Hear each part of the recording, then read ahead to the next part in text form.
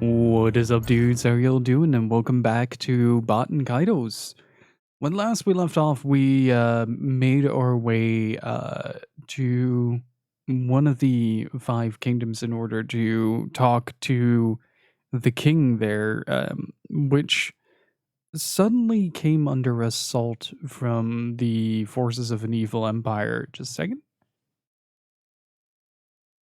Wharf has been bedded.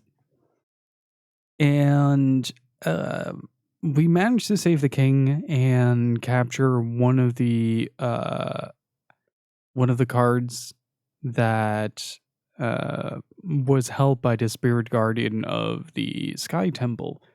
After which we made our way to a forest village where we met with the queen, who promptly rejected our proposal for an alliance against the Empire, as they are currently trying to find all these cards to combine them to awaken Malpercio, which is the god of destruction, so to speak.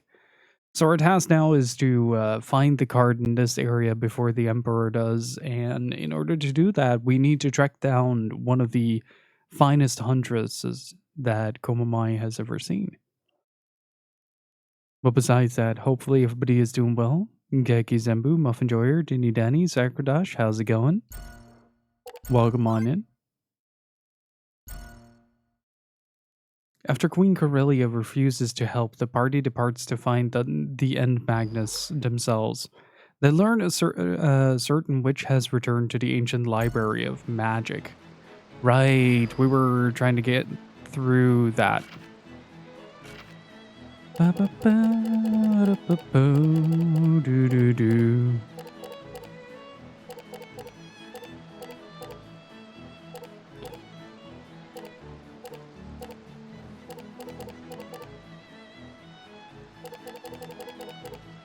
Is that a 2+ combo? Yeah, for both sides of the equation. So I'm gonna replace a dual sword with that.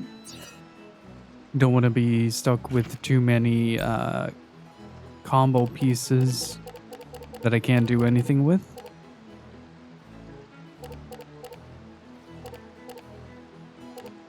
That's a Death Stranding moment. Being able to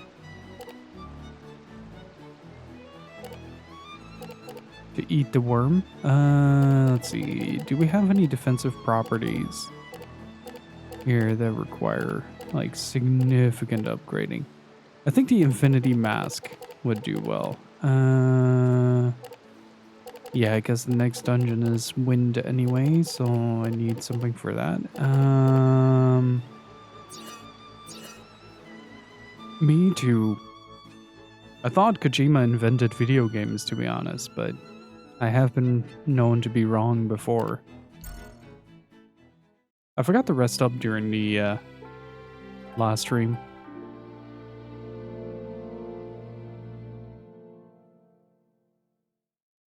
Hopefully things aren't sounding too echoey. I've been organizing the game room and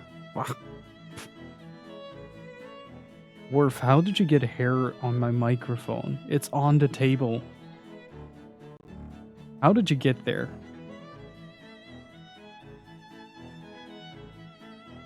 But yeah, over the course of the weekend, we've been finalizing the first round of construction on the game room.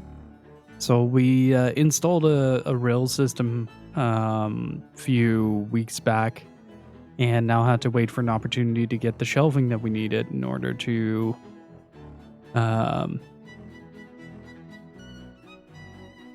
get the game room up. And I finally managed to load up most of the games and alphabetize a couple of platforms, but because of that, like, the room is significantly more empty in the middle, so I'm hoping it's not too echoey.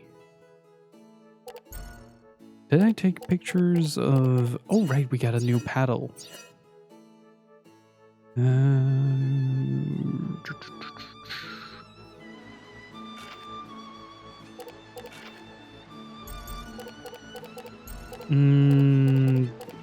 Is there a combo requirement for the pedal?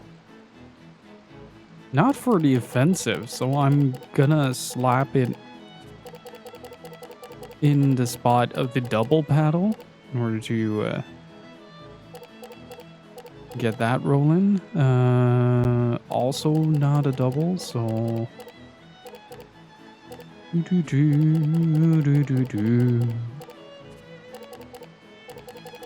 44 in the defensive skill. That's 24. That's 22. We're gonna remove that.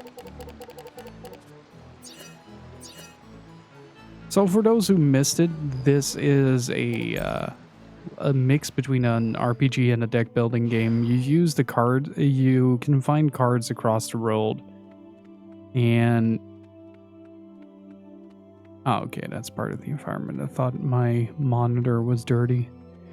But you can find these cards around that basically symbolize the essence of something. So the essence of a spear, the essence of a sword, the essence of a strawberry. And you can use those in combat in order to fight.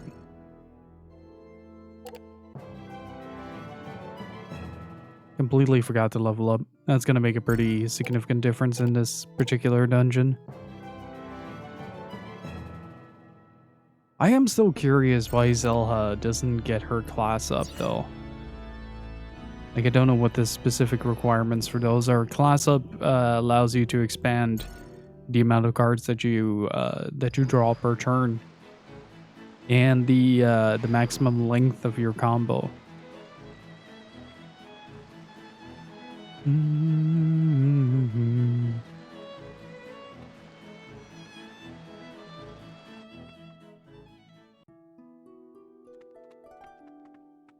The essence of heat actions, indeed.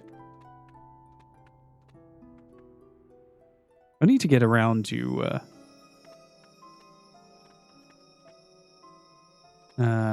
playing some Yakuza. We got a copy of Ishin a while back on sale and wanted to try it out.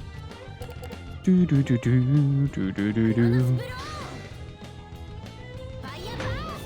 might be because she is predominantly a spellcaster, so her elemental damage skill is a bit too hard. At least that would make the most sense to me. Alright, time to obliterate.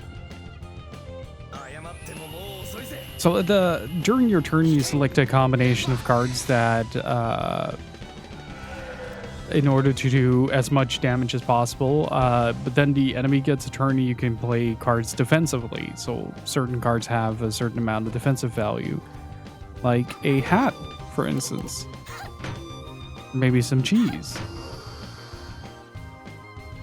And as of Yakuza says, due to I can't decide between Ishin or Judgment, it's been too long.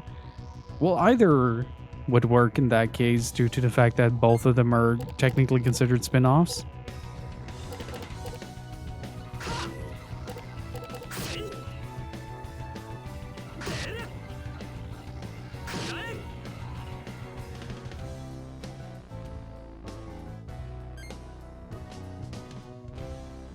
It does make it a hell of a lot easier to select spells, though.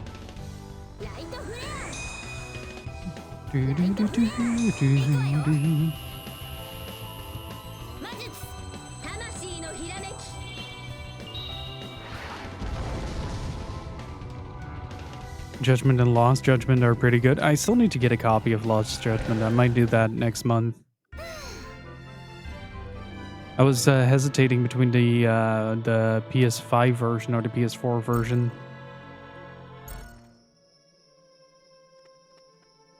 We should have 2 keys. Already? I don't know what section this is, but... Alright. Let's check the geography section first, because I found that one first. Do do do do do.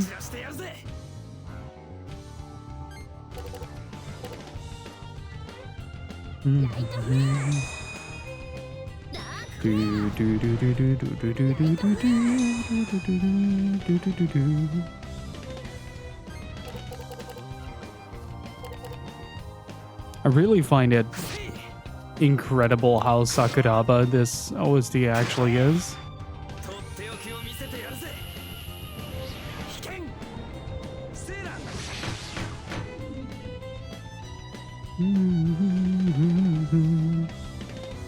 Like a lot of his motifs are present throughout each and every single one of these songs. Like this specific synth sound that you hear in the background that's supporting the violin right now is also used in Golden Sun, but a lot more compressed. I think it's the same thing that they use for the lead in Venus Lighthouse in the battle theme.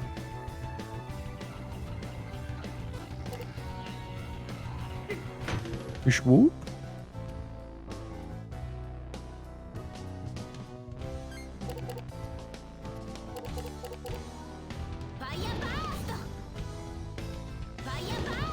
Do do do do do do.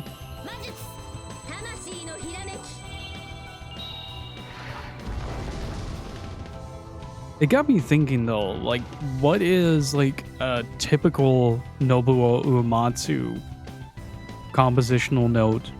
Like every composer has a specific thing that they like to use a lot.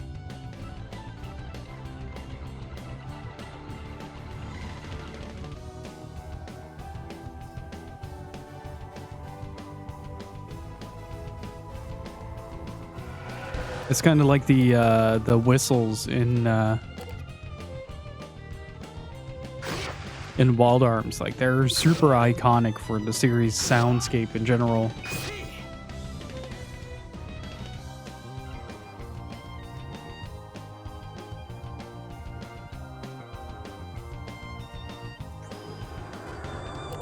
More experience for me. Do do do do do do do do do do do do do do do do. Toot toot. Toot. And multi-toot.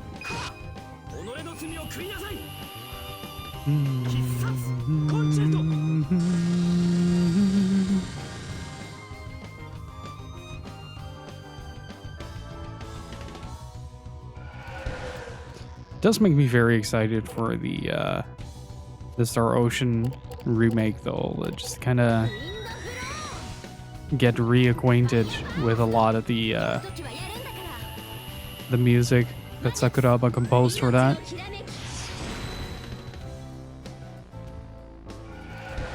Like I'd say that's one of his primary downsides as a composer is because he relies so much on his like go-to motifs and instrument sounds. Ooh, a fireproof helmet, you say? Don't mind if I do. Okay, I can't go here, so that means that.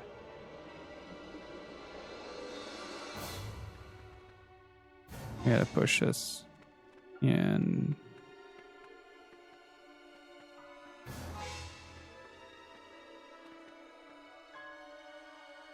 World's most interesting plants. It has been claimed that a very mystical garden exists in a land that flows in the air of another dimension. There's a plant that grows there. When it is pulled out from the ground, it disappears, almost as if the plant was an illusion.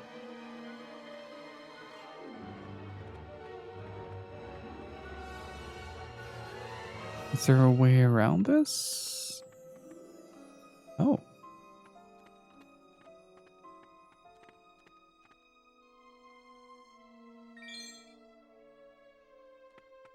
Interesting. The Will-O-Wisp hat. And hey, Okaketsu, how's it going?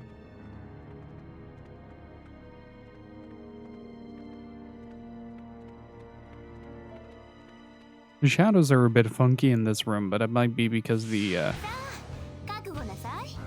way that the fog is rendered. Oh, well, that doesn't do anything. That might do a little smidge of fire damage. Small smidge. I'll take it. Number 5. Do do do do do do do do do.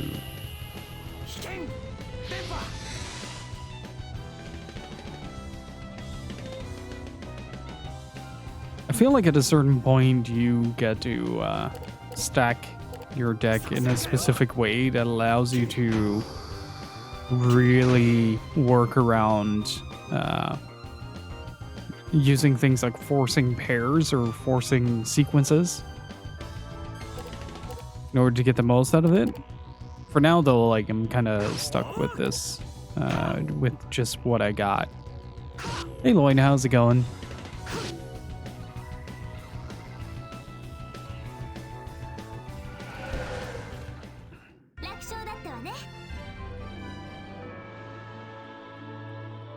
The jump change. So in this game, every card has a number attached to it. You can see that on the top right or in one of the other corners. This is called the spirit number, and kind of like in poker rules, you can get a straight when you have a sequential order. So like 1, 2, 3, 1, 2, 3, 4, 5, or 5, 4, 3, 2, 1. And you can get damage bonuses if you have pairs, which is all 4s, all 3s, and stuff like that. So I reckon that with enough patience and enough fiddling around with everything, you might actually be able to get a pretty substantial amount of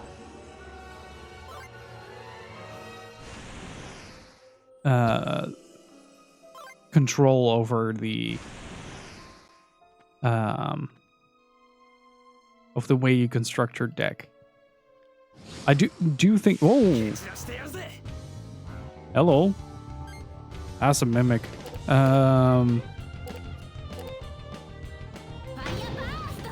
But you'd get a lot more control over whether or not you emphasize your straights or your pairs.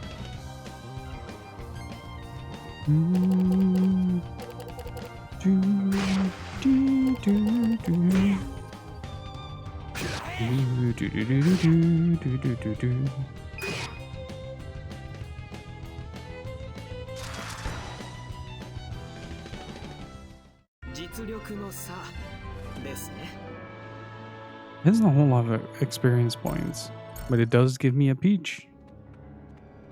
And that sounds pretty good to me.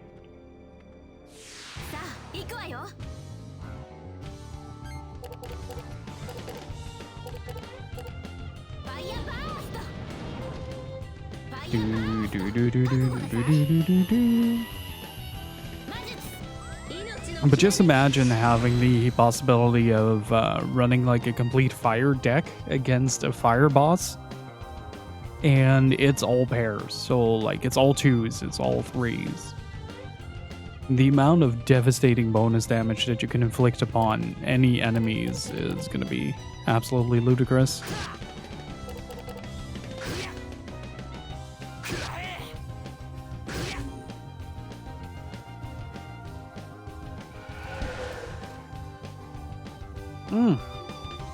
Now I know what the card interface reminds me of. Soul Calibur 2.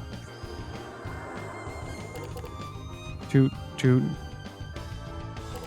Toot. Toot.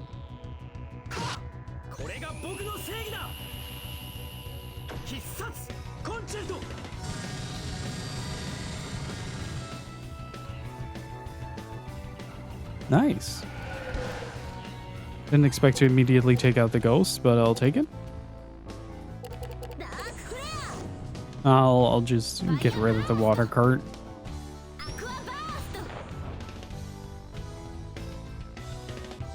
Do do do do do do.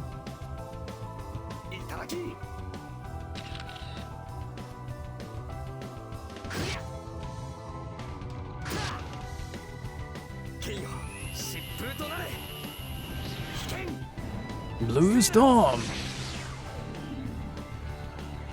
I don't think I killed.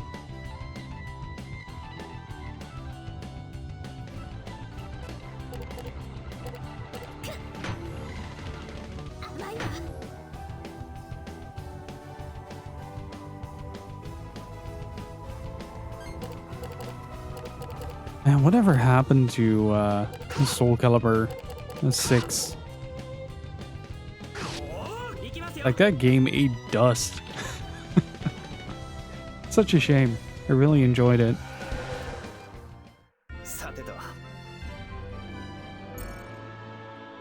Ooh, difficult choices. Oh, crap. I made a mistake. I think that armor was pretty hard to obtain.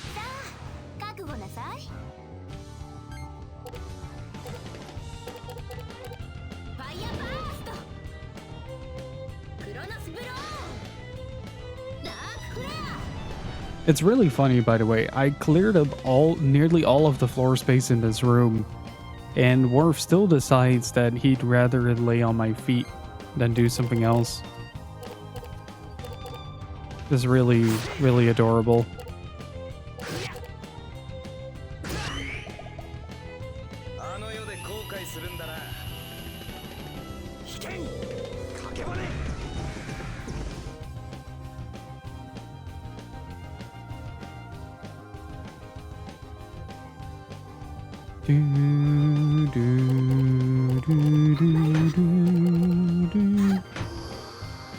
I'm deflected with stinky cheese.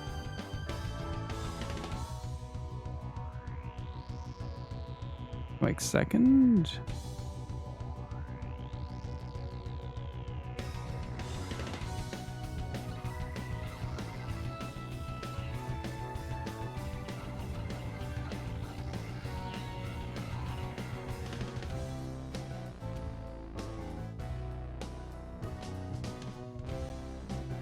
Hey, Loveland, how's it going?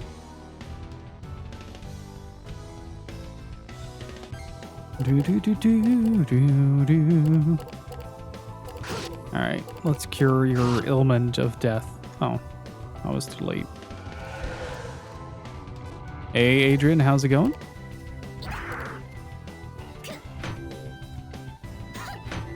Congrats again on the release of Savant Ascent. If you guys aren't aware, Adrian and his studio released a what is it, like pseudo sequel? It's like a sequel, but not quite, right?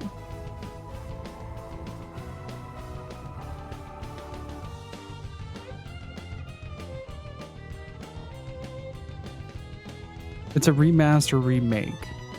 Go check out Savant Ascent Remix. I have had the pleasure of trying it out a little bit, and it plays fantastic, feels fantastic, and the music is just incredible, and it looks fantastic as well. So please do go give it a look, give it a wish list, or just get it. I did not. What you saw as a dog's butthole was actually his air field. But how's it going, dude?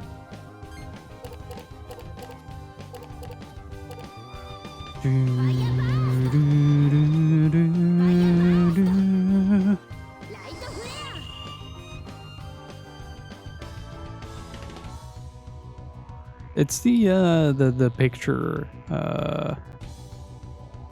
of Worf standing in the new game room. Hang on. I think you can clearly see his nose.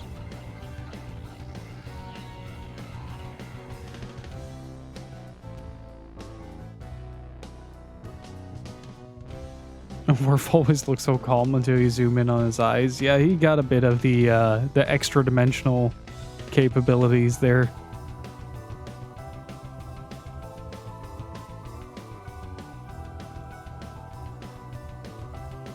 How about a vanity roll for it?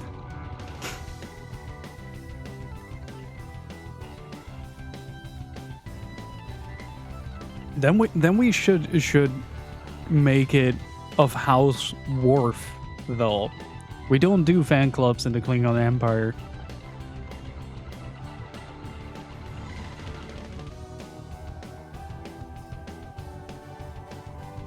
But yeah, I can definitely make a vanity roll for that.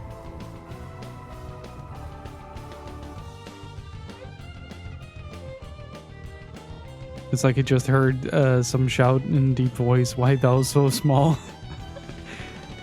He's medium sized. He's medium sized. He can give a good stink eye though.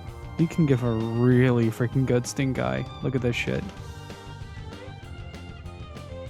He is a mix Chow Chow and Casehold. It's basically a Casehold is a Dutch breed of hunting dogs that kind of looks like an oversized Pomeranian, and he's somewhere in between. Orf has been petted. I'm petting him softly because he's sleeping.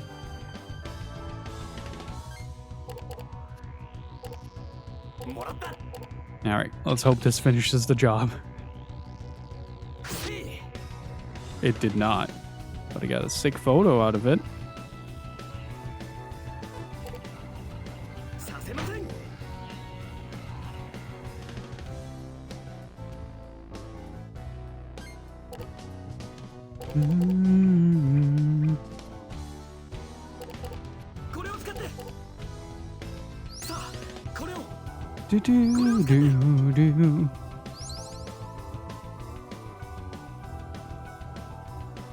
But yeah, we're not sure if like we're pretty sure he has a lazy eye, but we're never quite sure which of the two eyes it is.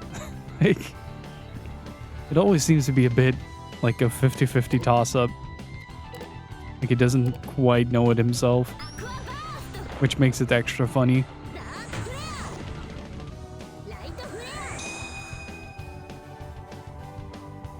And also, please do go follow up as a field team leader. How many runs does it make for Baldur's Gate field?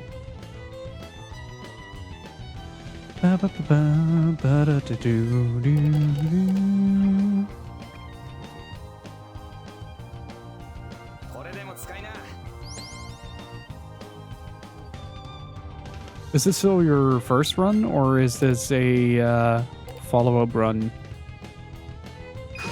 for Baldur's Gate? My dog has been going into full guard mode lately. He's got to patrol his backyard because enemy cats keep invading. Yeah, I mean, you gotta be territorial, right? How's her foot doing, by the way, Loin? No, I want the strawberry.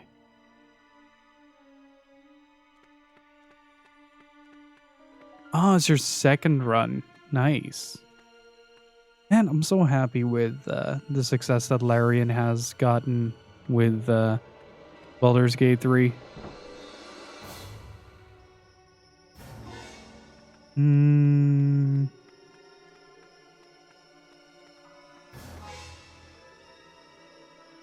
Various books related to geography, from maps of the island to world maps to climatology, are stored here. Upon closer inspection, there's a space to the left of the bookshelf that can barely fit one book. Don't have. Where can I find essence of book?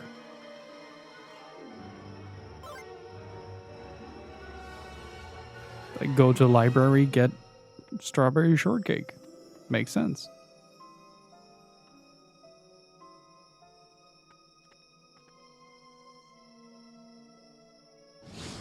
Ah!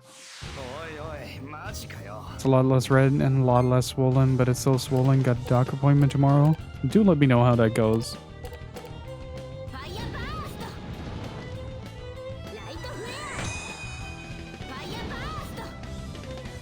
It's triple the knowledge.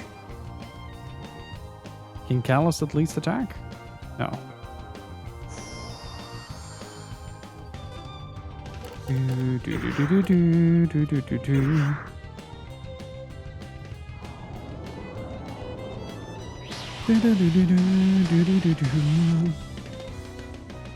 Paper cuts are the worst. Let's see. I should. Ooh, that is a saucy selection.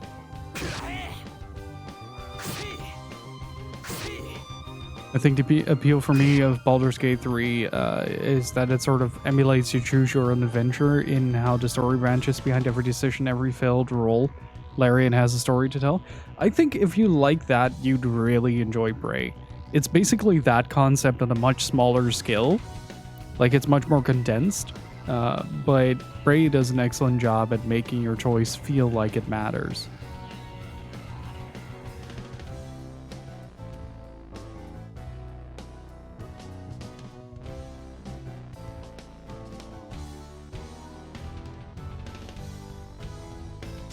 A part of the magic of Dungeons and Dragons is that every roll can and will eventually fail.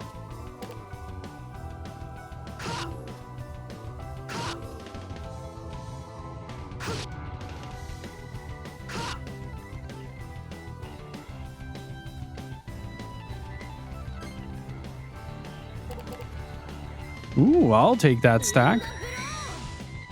Oh, wait, no, I'll leave this. I'll leave this. So this is a good example. Underneath the offense, defense, and results, you see prize. Basically, prizes happen when you score straights or if you score pairs, and you get a prize bonus, which is additional damage that you can do.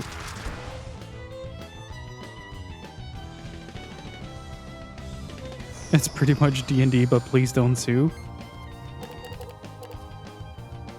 That reminds me that I still need to finish my Kingmaker run.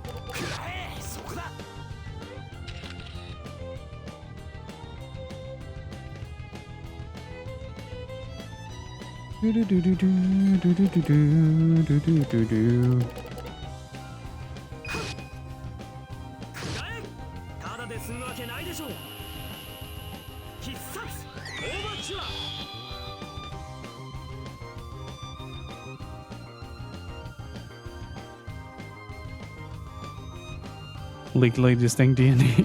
Pretty much.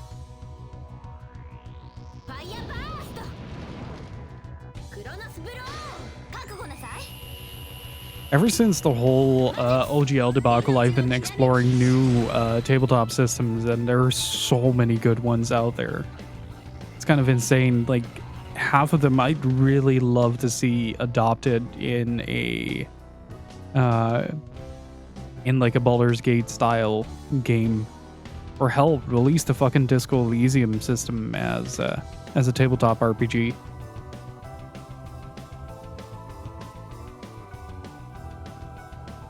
I think the closest you can get to that right now is Tales from the Loop.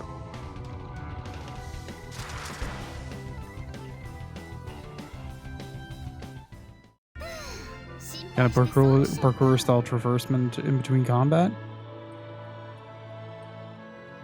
You mean in Solasta? Oh, Wind Blows 2. I think that is an upgrade. Because I only have a single Wind Blows. I think for now I'm going to start slowly swapping out Water Element.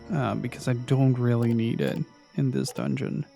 Might need it at a later point in time, but you know. Hey, Rojo Mild, how's it going?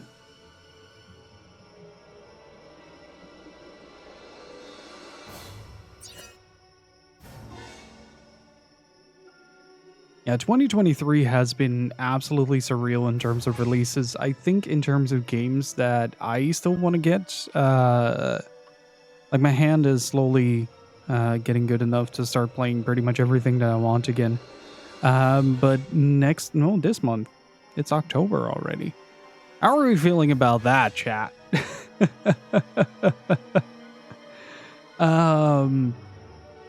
But yeah, at the end of the month, we have the Metal Gear Solid Master Collection, and that is something that I'll drop pretty much everything for to try that out. I'm very curious to how it's going to feel on a PlayStation 5, or just in general, like how it feels with more modern features. Except being your Prince of Chat. Like, in that regard, I'm really grateful that Suikoden HD got delayed until next year. Because we got, like, the Metal Gear Solid Master Collection, Star Ocean Second Story R, and Super Mario RPG, like, all coming out in pretty short succession. And like somewhere in between, I'm like, I really want to play a horror game, and I promised Steve I'd at least take a look at Stasis Bone Totem on stream at some point. I was going to play the Pathfinder games and the upcoming Rogue Trader ones, but Vlad has let me know that Owlcat is a Russian studio, so not keen on spending money there. Yeah.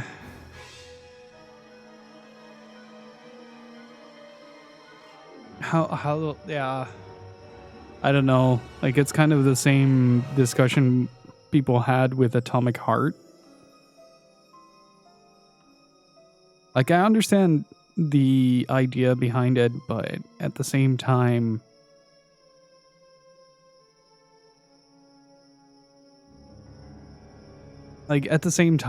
do you really want to lay the blame on a game studio for the actions of one individual?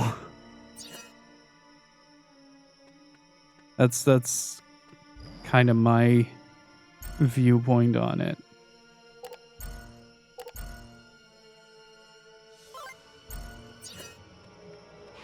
But I understand, like, I understand if you're hesitant to do that, to spend any money on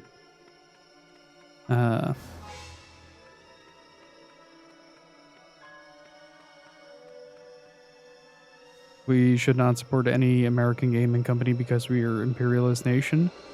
That's taken it a bit extreme, especially considering like this is a much more topical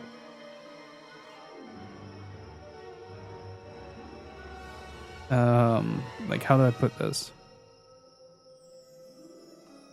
Like a topical thing, like it's more current. Yeah, I think it's the one above then. Because I found another key and I can't do anything with it. So my guess is it's like here.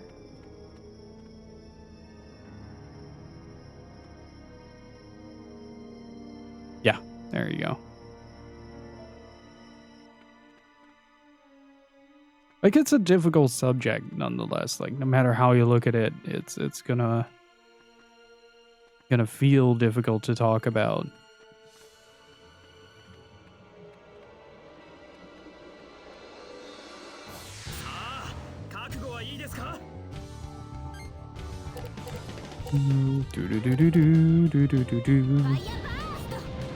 So instead, I'm going to talk about the fact that Hotel Barcelona wasn't a fever dream and is in fact happening.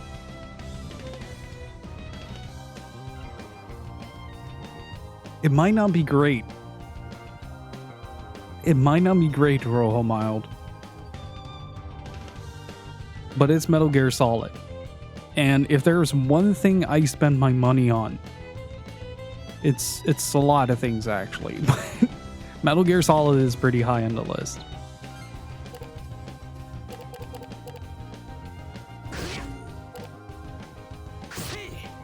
And by and large, due to the fact as well that like we used to be a Metal Gear exclusive channel. Like, a lot of the core audience, so to speak, comes from the Metal Gear days of this here channel, where we played many and plenty of Metal Gear. How am I supposed to do this? Do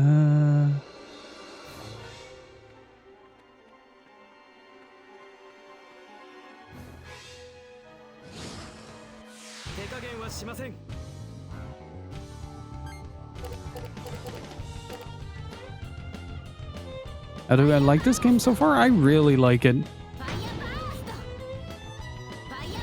Like, it's a bit of a back and forth between like the overall quality of the remaster, because like they took a lot of things out of it in order to retranslate the game and to kind of salvage what they had left of the voice acting. So as a result, it's kind of strange to even boot this game up. The opening cinematic is in English, but the game is in Japanese, and you don't have any English voice acting. So my train of thought is like, why have that opening to begin with? But overall, I'm really having a great time with it. It looks stunning, it sounds stunning, and just generally, it's Baten Kaitos and its origin for the first time for European folk. I have a suspicious feeling the Master Collection would just be Xbox version on the new platform, which is not good. Just watch them remaster the Vita version and call it a day.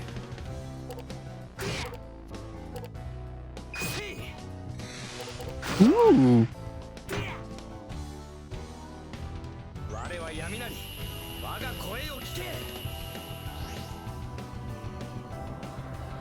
But how's it going, Ninja Bacon?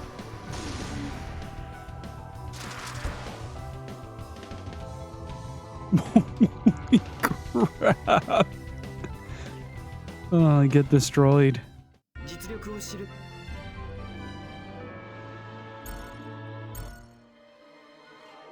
Never played the sequel, which is actually the prequel. Yeah, same here, because I'm European myself, and as a result, I haven't been. Oh.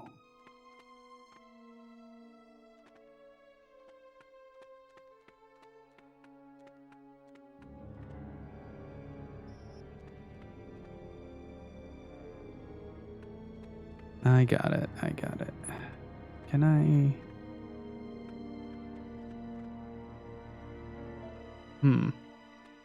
Is there a way for me to just jump over this?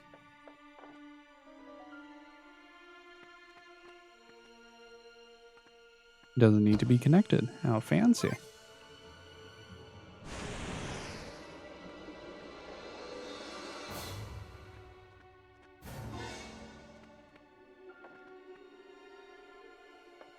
I live in the US, and the only reason that I played this game originally was because a friend of mine got it for me for Christmas when it originally came out on the Gamecube. That's a good friend.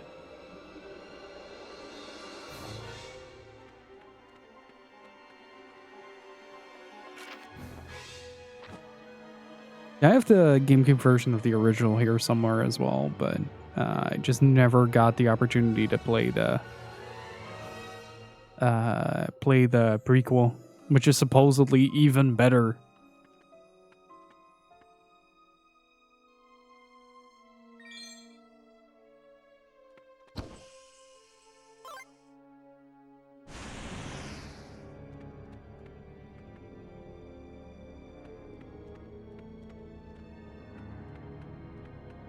Okay, and then there's the thing that I can get there.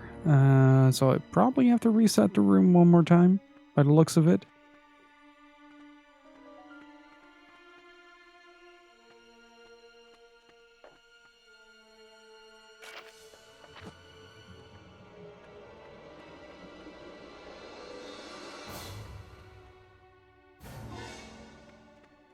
And also, chat. I want to take a minute to deeply thank you all for the incredible, like, utterly surreal support during September.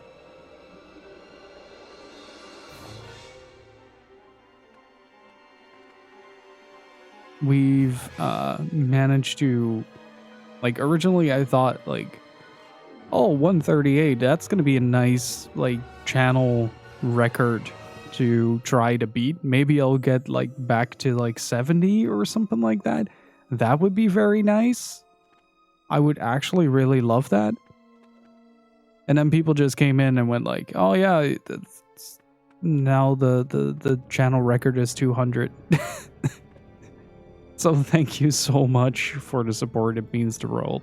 Like, honestly, it's absolutely surreal. Thank you so much for just the generosity and for supporting the channel and for enjoying the streams enough to support it. Thank you so much.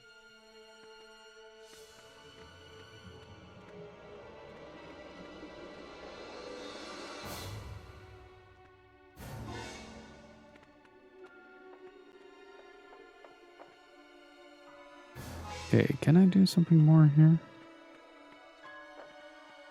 What can you do about it? Yeah, the problem with the English voice acting was that it didn't match. First of all, it didn't match the new or renewed script, and the second major part of it is that the original audio got a very botched conversion from mono to stereo, which resulted in the game sounding like it was spoken through a tin can.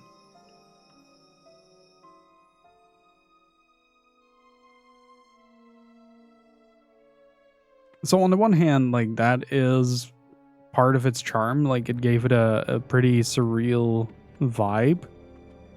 But at the same time, like, it does kind of hinder the overall quality of the game, but just a smidge.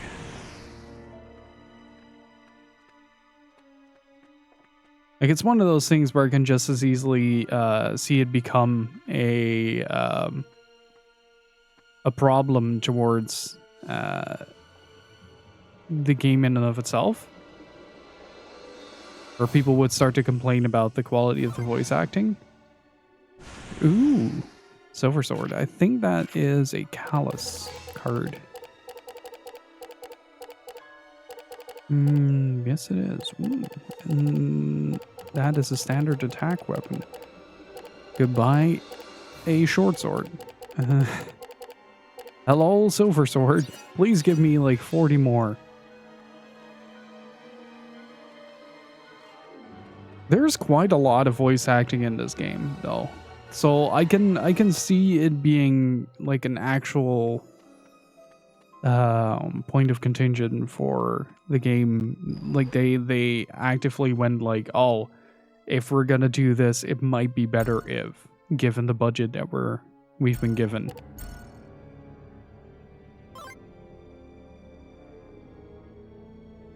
Maybe we will finally be able to hear those mythical car sounds in the MGS1 dub on the new consoles.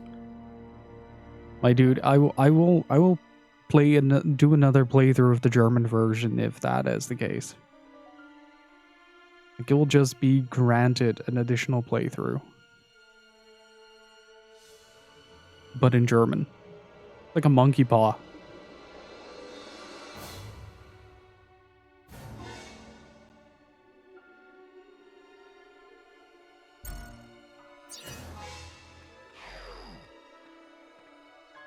The door won't open. Something's written on the wall. Let's see.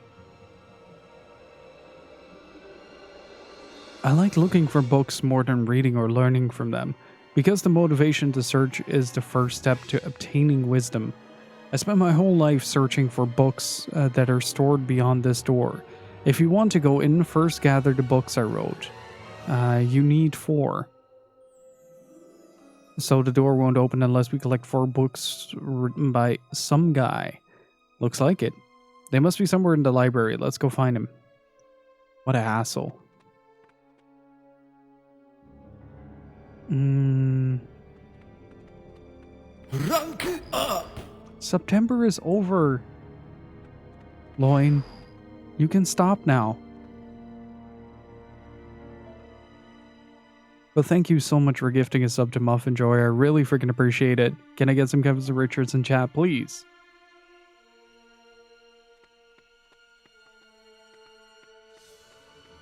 Okay, so basically, oh, that respawns. Oh.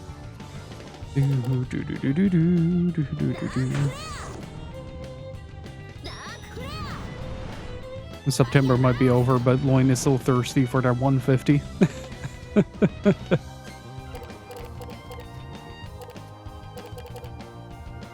I'll just take this.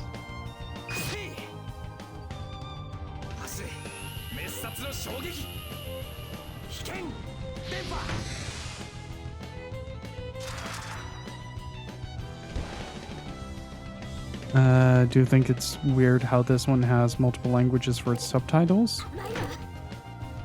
Does it?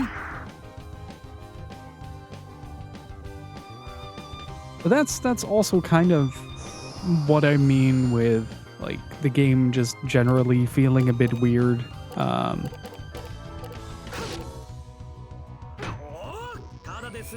Like, I generally wouldn't really have... I don't really...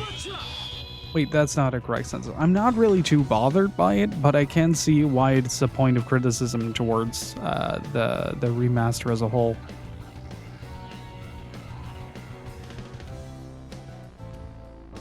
Like, it's one of those things, like, if you do that, why not go all the way?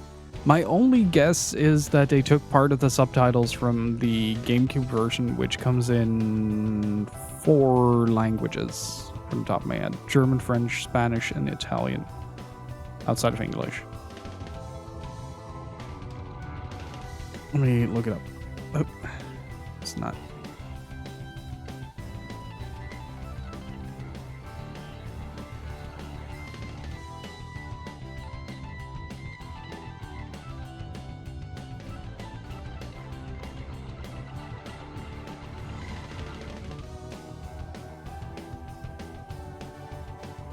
Yeah, okay, so it's available. Subtitles in the original were in English, German, French, Spanish, and Italian.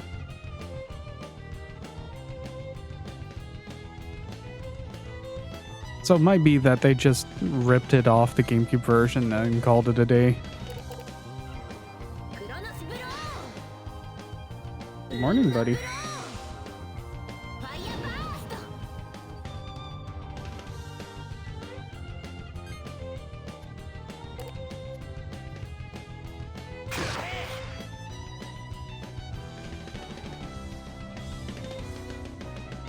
I still think the sequel should have had more than English. That's true. But if you think about it, from that trajectory, oops. I will pet him. Hang on. He's been pet. But if you think about it from that trajectory, right? Like, Baten Kaitos' Eternal Wings and the Lost Ocean had a European release, which resulted in the many subtitles, many languages that the game got subtitled in. But at the same time, like, Baten Kaitos Origins only released in the US. So it makes sense to me that if you take that train of thought for the remastered, that Origins would be the only would have only English subtitles.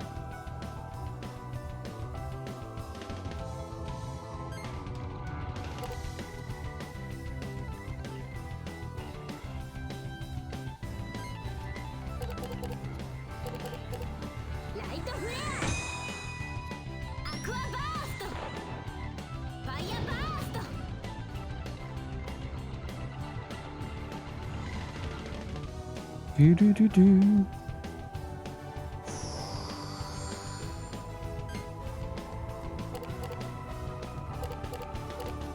Not having any luck with these hands.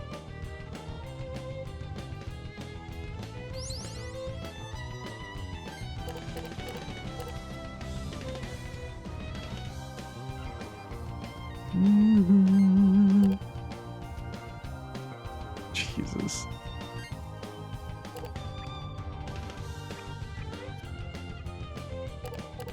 Oh, it's just that. Ooh, 2. Nice.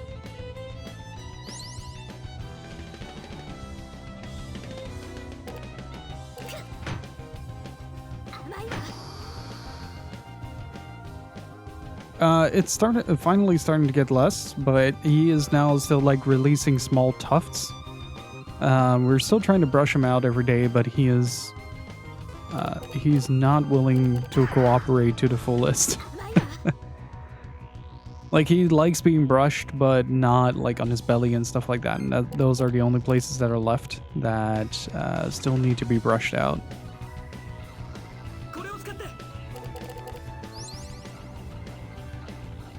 Yeah, basically, like, every once in a while, he'll just shake and leave a bunch of fur behind.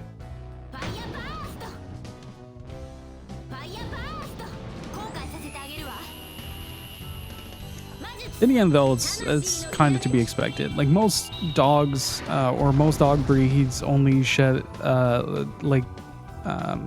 gradually shed but chows are kind of notorious for just doing like an extrapolation of undercoat twice a year. So like after this, it should be good for like a little bit. Not gonna be spectacular, but like his new coat is already looking miles better than the coat he had before. So my guess is that like at least the treatment it got at the groomers, as well as like us helping him like brush out his undercoat and constantly like applying, like we have like this sort of like oil for his hair specifically, and it kind of smooths out the fur and it just feels a lot healthier. Plus his diet is severely improved. I can guarantee that much. Hit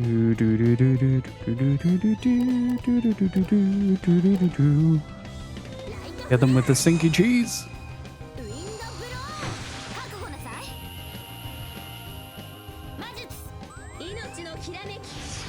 We are planning to bathe him a little bit more frequently though, because like he doesn't really like it and we don't want to over stress him. So with the super warm period that we had, we didn't want to stress him any further, but now that it's cooling down a little, I do want to bathe him a bit more often.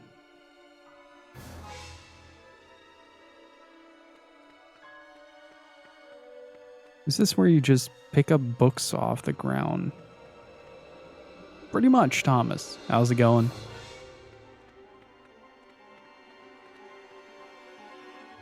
Okay, how do I do... Wait.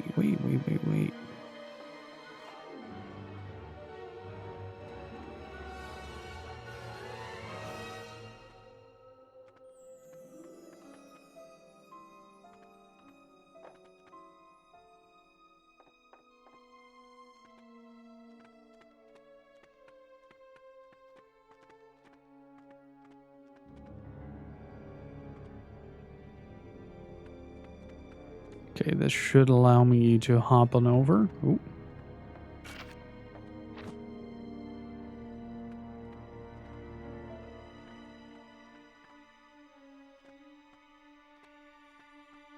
Also, chat. So I've been thinking quite a lot about how I wanted to finish the games that were still open, and I'm honestly not sure if I'm gonna continue Racing Lagoon in the foreseeable future. Like, I really like the game, but at the same time, it's not a game that I'm super comfortable with. Like, every time I stream it, I just kind of don't feel comfortable. So I want to stick a pin in Racing Lagoon for the foreseeable future and just focus on clearing Baten Kaitos, clearing another Code R, and clearing Doshin for now. You see Head Librarian signature in there. Contained a valuable item. Disco Elysium finished? Hey Steve, how's it going? Disco Elysium has been finished, yeah. The VODs are currently being uploaded to the archive, so if you haven't seen it yet, then do take a look. How's Japan treating you, man?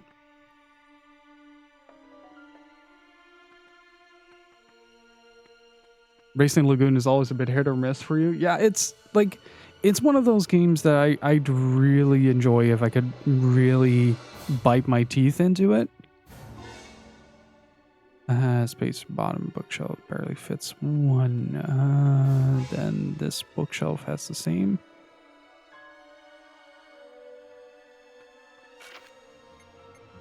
Right?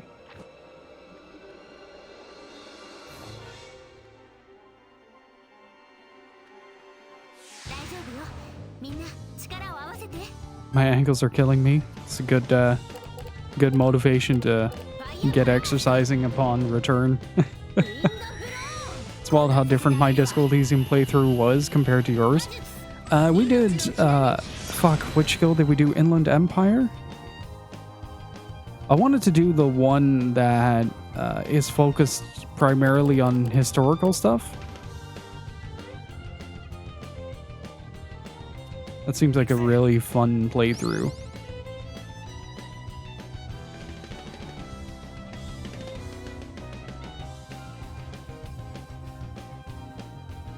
And did you end up finding any cool retro games yet? I feel like if I would be going to Japan, that would be like my #1 hazard, is just accidentally overstocking on way too many video games. Last time I was there, it happened as well with like books, art books, and manga. Akihabara isn't until the second time we hit Tokyo, which is at the very end of the trip. Wise. Did I ever tell you guys the story about how my mom literally pulled me back from going into Akihabara?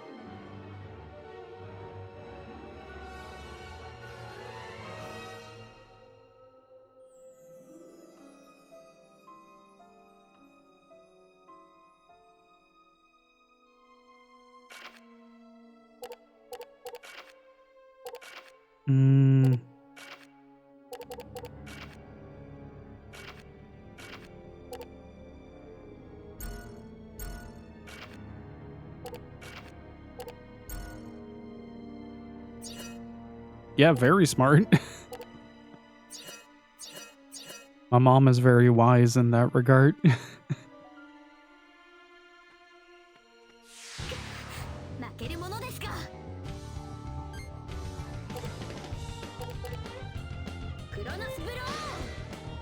I found the red light district before I found my hotel. I didn't even try. I'm just that skill. It's literally outside of Shinjuku and then just to the left.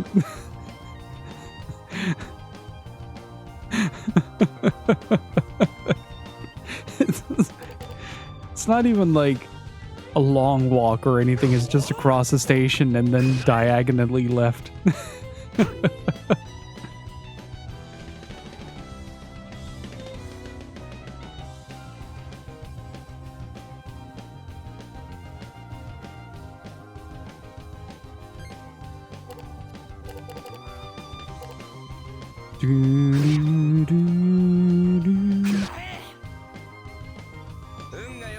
My hotel was on the other side of it. Well, there you go. Picked out a good hotel. Which one was Shinjuku? Is the one with the massive crossing in front of the station, right?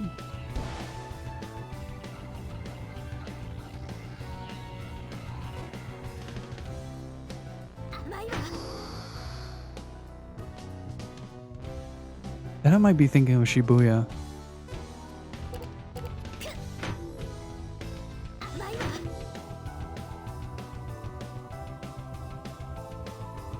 That place terrified me when I went there. Like, absolutely horrified me.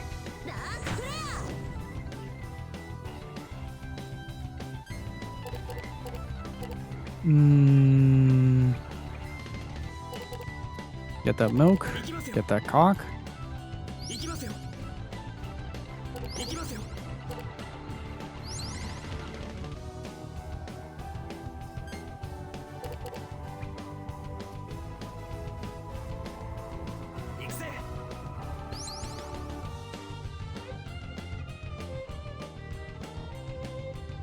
Get that cock. I have a cock cart.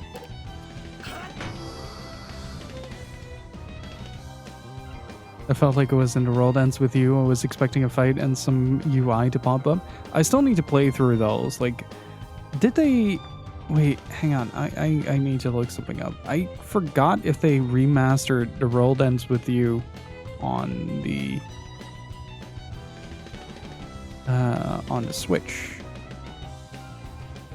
They did, right? Then they released the sequel as well. Still need to get my hands on both of those.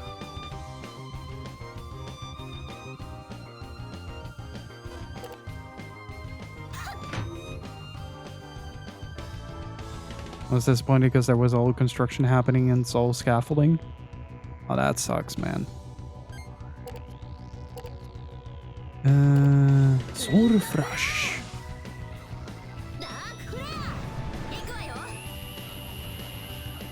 Yeah, I really need to figure out the elemental situation with this.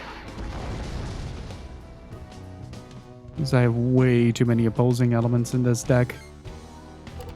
That doesn't do me any favors. Do do do do do do. Morning, buddy. Worf just did a magnificent stretch. For a very magnificent boy.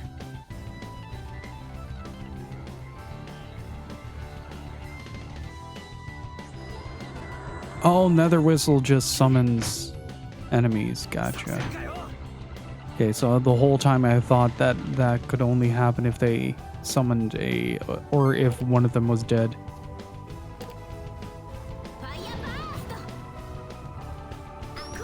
Worf is an incredibly good dog. He's finally starting to learn how to walk on the leash.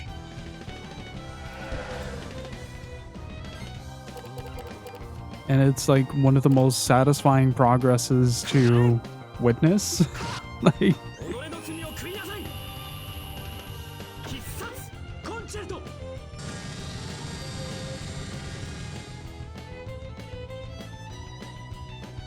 normally a walk would take anywhere from like maybe you're out for like 10 minutes to 2.5 hours. It kind of depends on what we encounter on the way there. But he's recovering faster and faster, and it's just so good to see. Like whenever something happens, he can more easily snap out of it. So it's really good to see that he still manages to maintain some semblance of enjoyment out of it.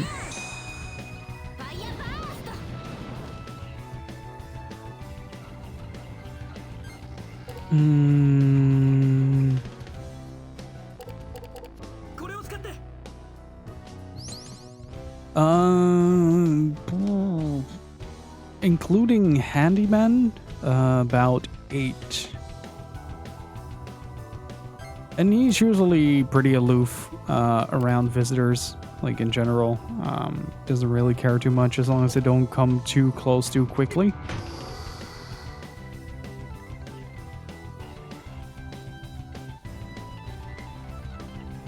Because then he still gets jumpy.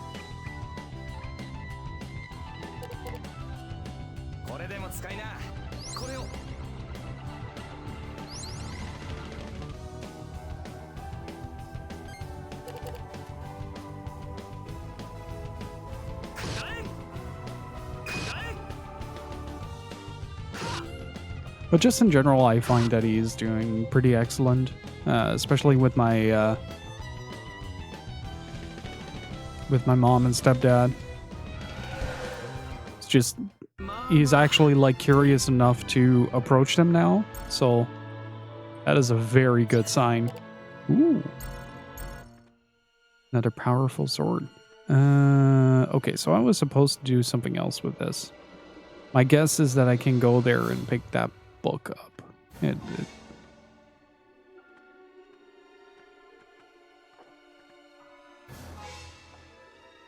Wait. Do I...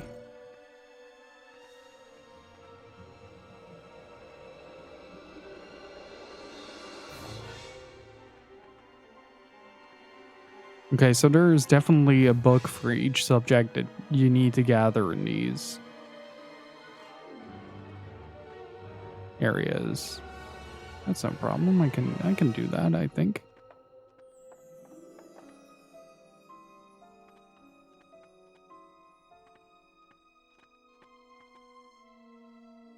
Slightly different from the other books stacked against the shelf. Turning over the front cover, you see the head librarian's signature. You've obtained a valuable item, literature book. So we need 2 more. My guess is that those are all hidden in the rooms. And I have 1 stored level. I'll take it.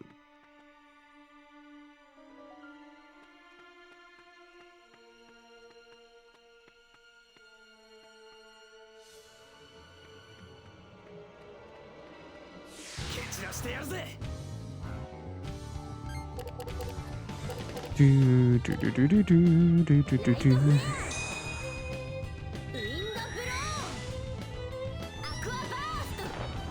Do do do do do do do do.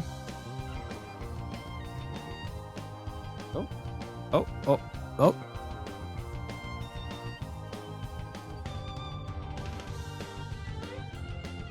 He just plopped down on my feet.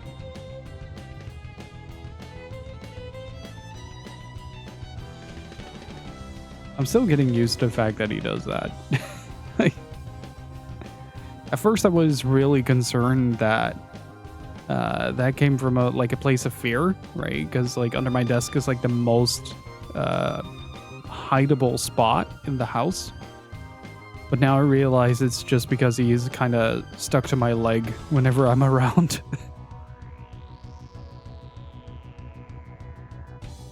Jade Cocoon is PS1, the sequel is PS2.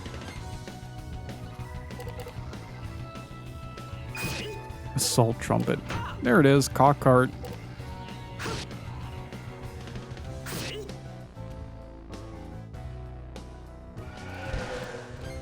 Do do do do do.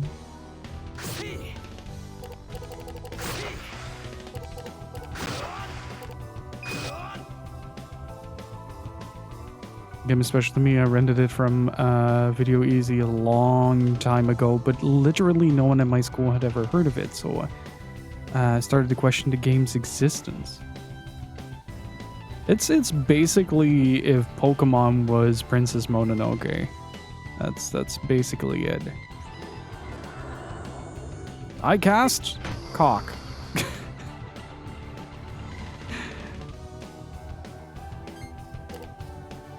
Yeah.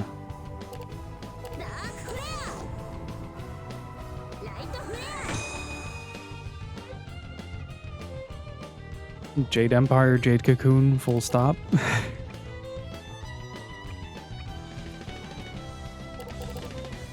Drop the escape, I don't need it. Still find it crazy that Care Level 0 worked on that. Speaking of, guess who's back?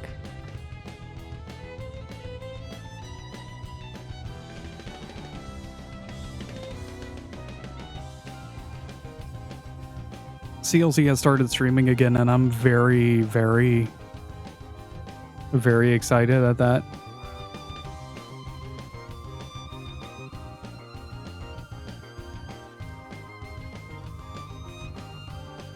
I'm gonna finish my coffee real quick.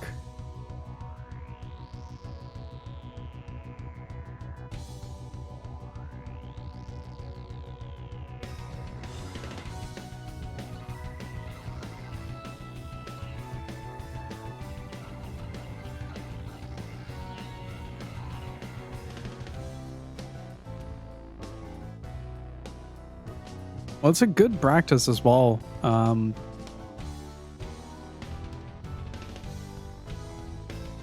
Which one was the hiragana was the simplified, right? Katakana was the combined symbols. God, it's been such a long time since I tried to study Japanese.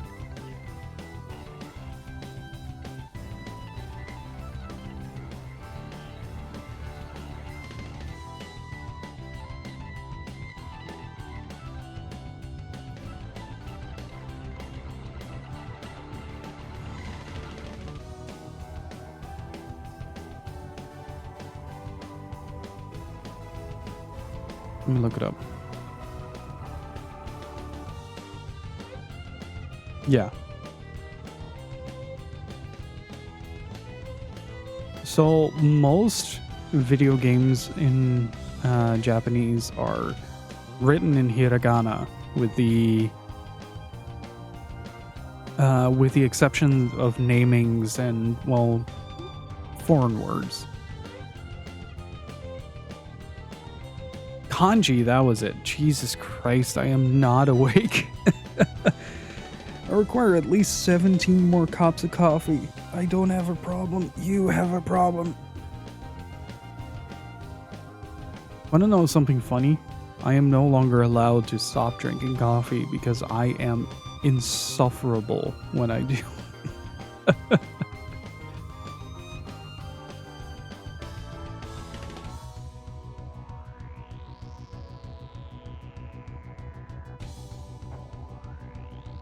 Also, has anybody here played that new Fate game, Samurai Remnant?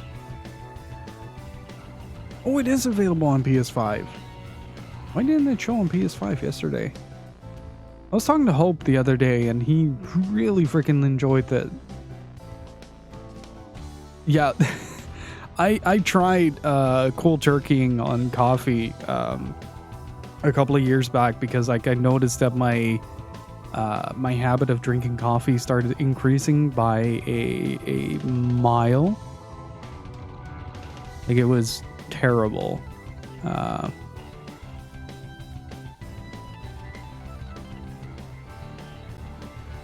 Like as far as like consumption, I would drink like 2 cups of coffee in the morning, then 2 cups when I got to work, and then 2 cups in the first break, 2 cups in the second break. And then when I got home, I drank another cup of coffee because I had to stream until 11 and I woke up at 5 in the morning. So I was just drinking a whole lot of coffee. And at some point I was like, I am becoming way too dependent on this stuff to even remotely function. Like if I don't have coffee, I'm just non-functional. So I decided, okay, I'm gonna have 1 cup of coffee in the morning, 1 during the break. And I became the grumpiest, the most annoying individual to be around, on the sheer virtue that I was just constantly angry for not having my cup of coffee.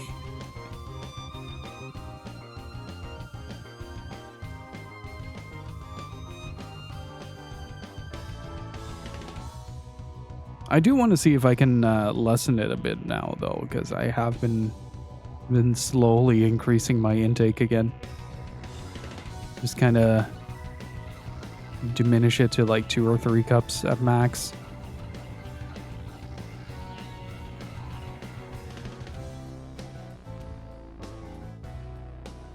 But the thing is, like, my 2 favorite drinks are water and coffee, so that's what I kind of defer to most of the time. Let's get rid of that.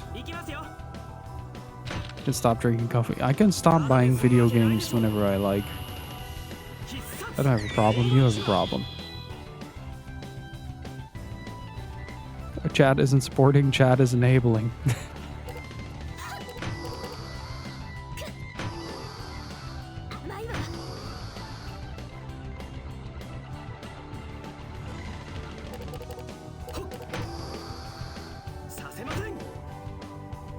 Oh, the yells also function as defensive spells. I did not know that. Interesting. I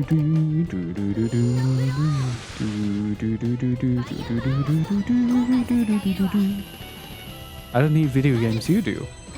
Exactly. That's why people keep gifting subs.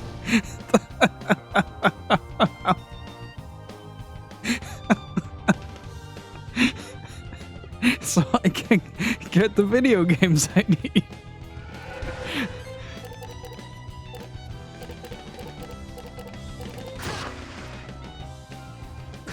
For real though, like it's really like, thanks to, like, all joking aside on this,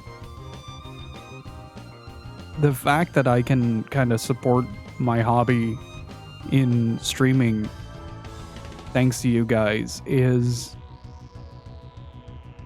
an insanely luxurious position to be in. So thank you all so much for just supporting the channel so we can keep bringing like strange and cool video games to the channel. And I just like, when I started this, I never imagined to be in a position like that. Also a wharf bet. Like I thought to myself like, hey, chat is being so incredibly supportive. I'm gonna treat my dog to like the most luxurious thing that I think he'll actually lie down on. Super comfy. Like it's a relatively small like mat where he can lay down on, but like it's insanely soft to step on. And I too need to upgrade my rig, but I have no idea to what, to be honest.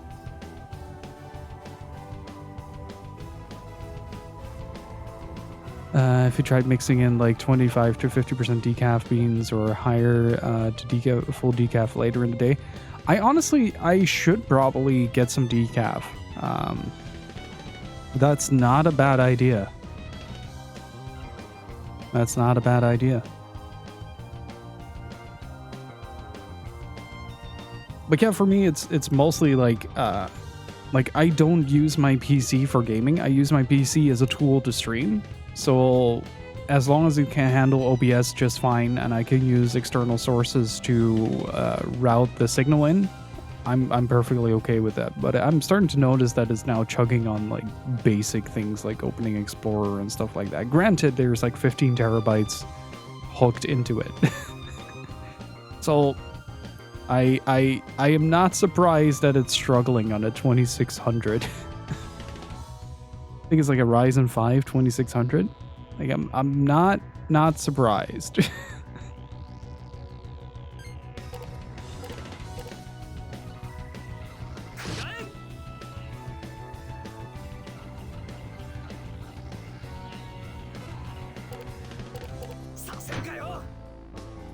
I saw a PS5 for $670.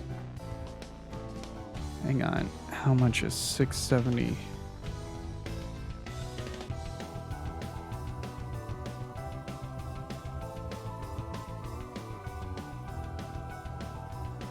No, Australian dollars. I was about to say that looks like a better deal. It's about $400. That's decent. That's decent.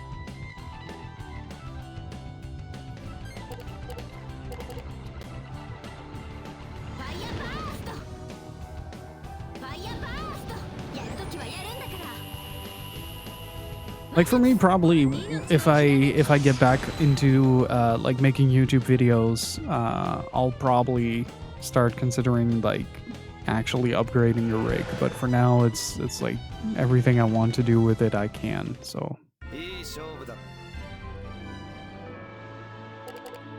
Ooh, plus 10 ailment resistance. That's not bad.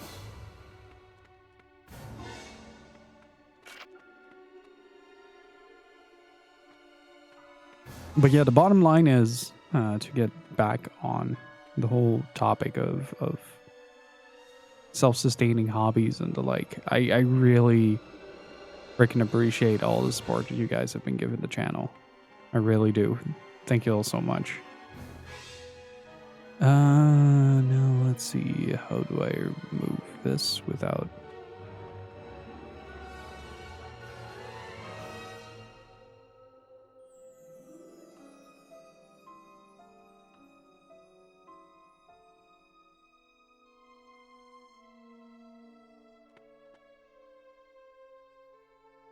Okay, that's the same.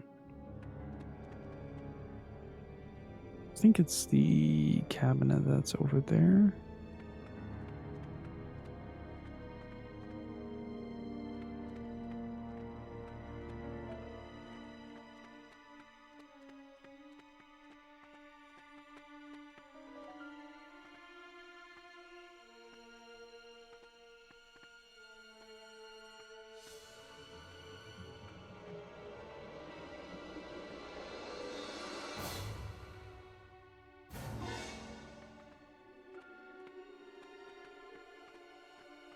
Wait, how do I remove that red shelf? Want to see if there was a book behind that.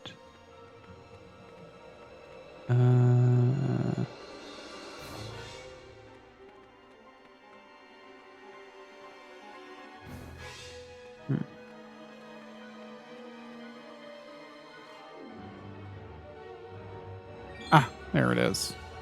Geography.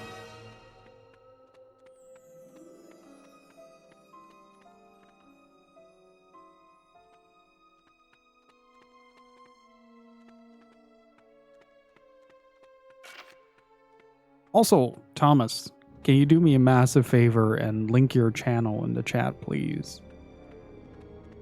Thomas has been doing a lot of creative streams recently where he does DM preparation and miniature painting over on YouTube. So please do go subscribe to his channel.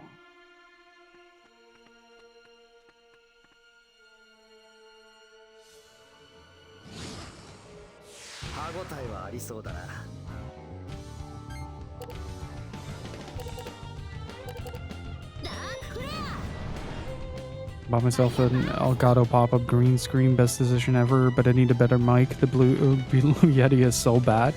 Have you tried putting it on a towel? Like... Cock.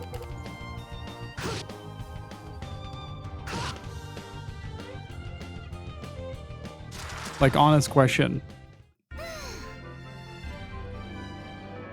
Like, a towel should work pretty decently as a dampener, but...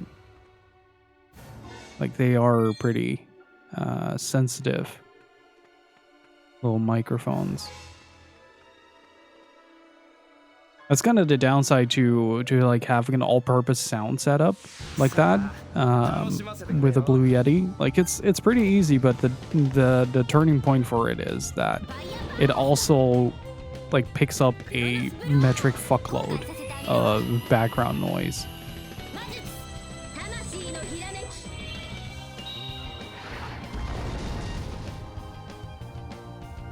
You don't have it. Do you have it set on a mic arm or?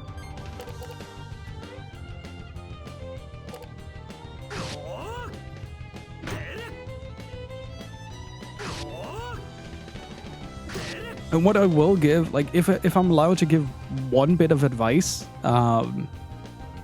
if you ever look for a new microphone, look for something that matches your voice. Don't just go with whatever people say is the best. The worst thing you can do is spend like $200-300 on a microphone that doesn't fit your voice. It will either sound muffled, way too sharp, or just not comfortable.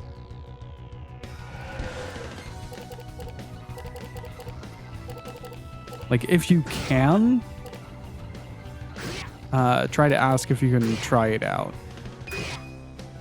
It's mostly a preference thing. Like, I'm a little bit more sensitive to my background in audio engineering, but generally what I'm looking for is a certain roundness to the sound. Whatever, what I pay attention to is, okay, so does it come in well enough in like the mids or in the lows? So does the voice projection have a lot of body to it?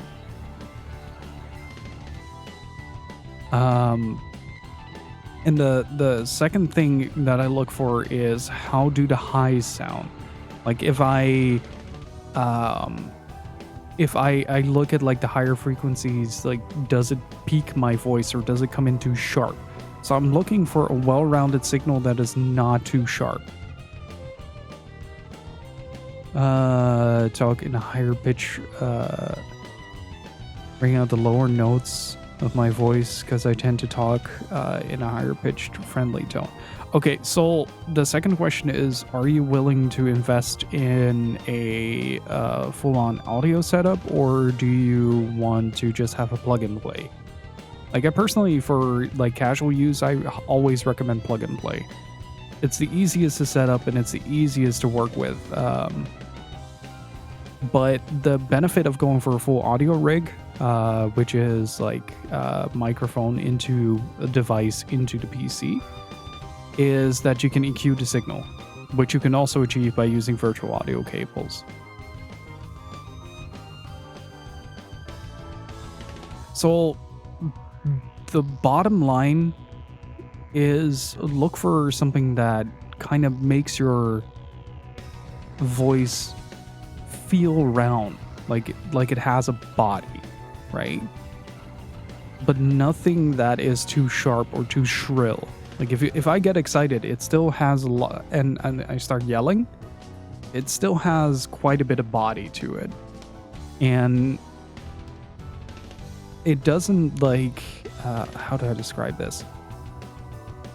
It doesn't amplify like the shriller parts of that in the higher frequencies. It's kind of like a sort of whiny register that you get into then that it amplifies. Like the previous mic that I had, the Rode NT1A, was kind of like that.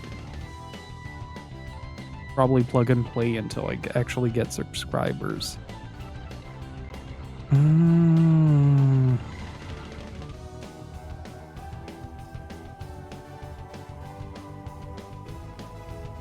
Morph is clawing at my feet.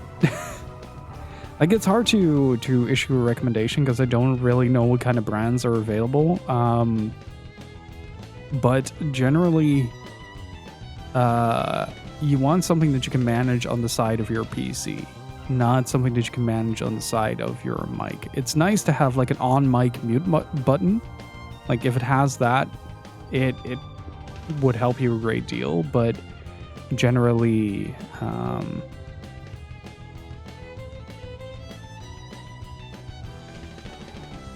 yeah, you want something that you can manage on the side of your PC, like the volume control and stuff like that, because it's easy to overgain on the microphone and then undergain on the PC. It's on the PC side of things, resulting in you picking up a lot.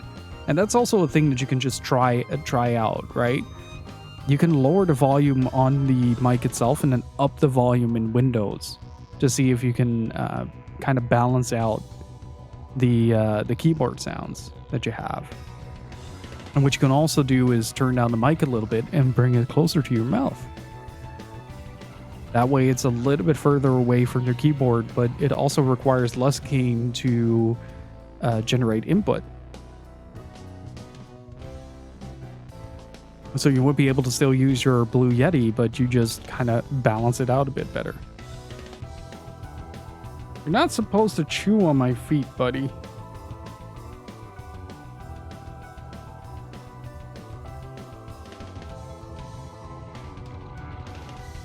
Like, I'm using a pretty cheap mic myself. Like, I found this mic purely by accident, and I really ended up liking it. I think my Rode NT1A started having issues, and a buddy of mine was like, hey, I have a condenser mic that you can borrow. So he gave me this, the previous mic, and that lasted me for 10 years. I've been really satisfied with how it sounds and how it feels and the range and everything. The issue I have with the Blue Yeti is that it has all these settings for directionality, but no reference for which direction is the front or back of the mic. The front of the mic is where the buttons are.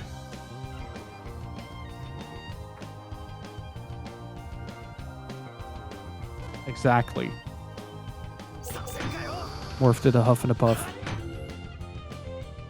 Came in, got Pat, stole a tissue out of a bin down the hall and tries to play with it, ignoring all his chew toys and plushies. That's how it goes, man.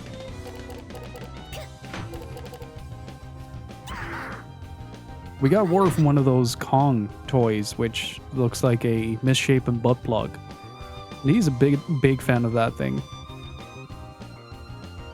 There's two sides. Oh, they have two sides with buttons now. Fancy. I did not know that. Usually where the volume control is. And otherwise you can Google what is the front.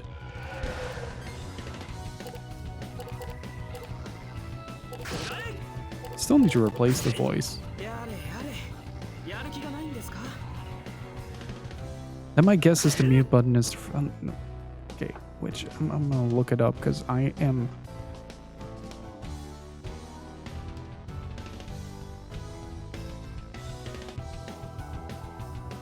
No, no.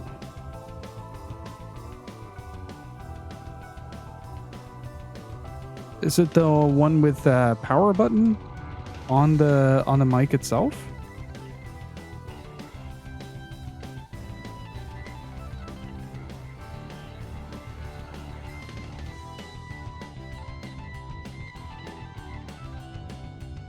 Hmm.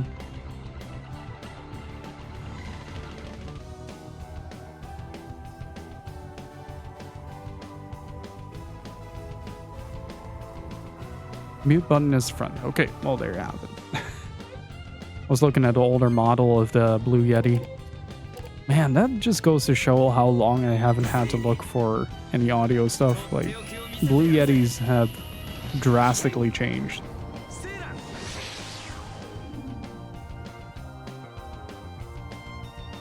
But you can try just kind of fiddling around with that. Like, it makes a world of difference to just kind of toy around a little bit with like speaking ranges and stuff like that. I still have mine set up to pretty close to the mouth from like the old place where we had the kids yelling and screaming outside. So I had to have something that had a little bit of a shorter range, and it's now kind of become my comfort zone because I don't have to project my voice too much. Just sort of mumble into the microphone and call it a day.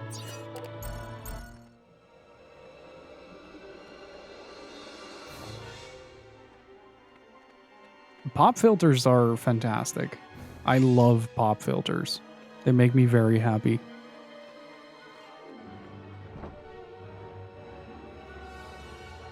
Pop filters and shock mounts.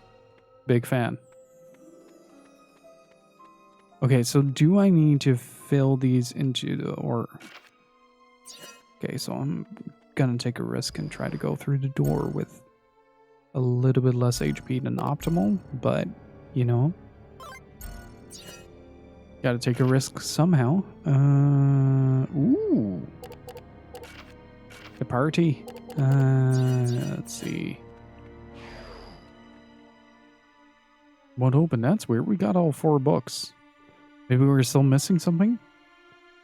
I don't think so. It only says we should find 4 books written by him. Then what are we supposed to do? What I can gather from what the librarian wrote is we have to search for the answer as to what to do with these 4 books. So what's next? Put them back on their respective shelves.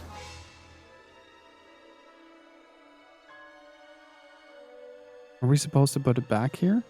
Put it back. Okay, so that's the literature one. I think this had... Put it back. And then there is one...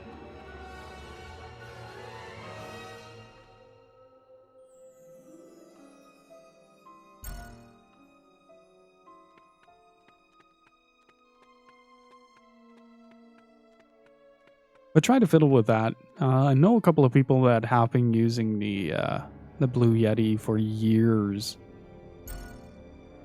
and they made it sound quite good. But it does take a little bit of fiddling around. There we go. That's a door open. Is my food rotten by this point? Not. No.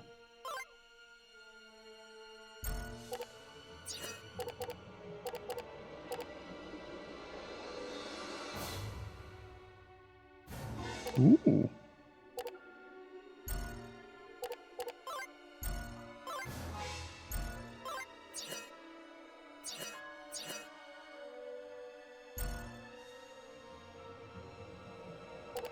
I think Three Dog still uses a Blue Yeti as well.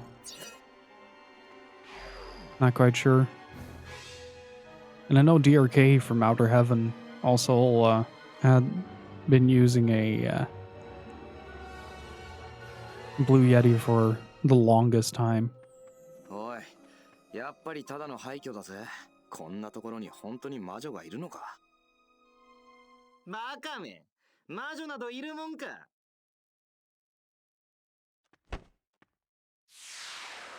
Oh, it's Colgate Face. 餌に釣られてのこのこやってきたみたいだね。貴様、ゲルドブレイムの手下だな。魔女がどうのってのはお前のデマか。ピンポン。幸運な正解者には漏れなく地獄行き片道旅行のプレゼント。ジャコモやエイメが逃した。 He looks like he has a vitamin D deficiency. 僕がここでケリをつけてやる。ジャコモやエイメの仲間なんだな。地獄でじいさんと弟が寂しがってるってさ。さっさと言ってやりなよ、カラス。行くよ。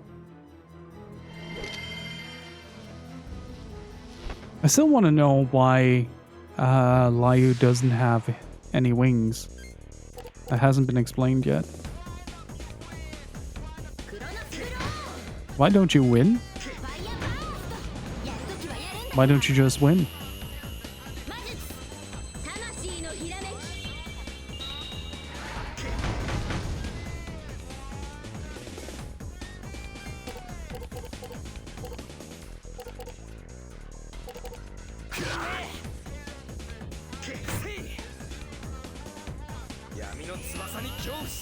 This theme reminds me a lot of One More God Rejected from Nocturne.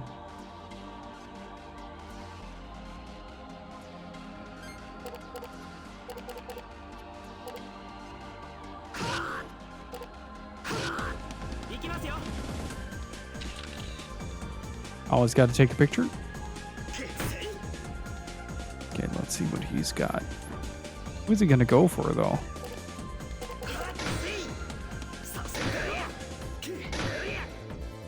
How much damage is this gonna be? Ooh, he's pumped.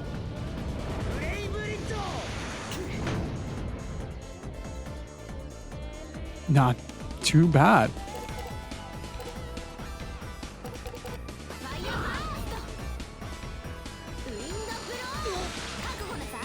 I hope he doesn't have any like hard to handle status ailments. That's what screwed me over during the spirit battle. Okay, fire has a negative trait to it.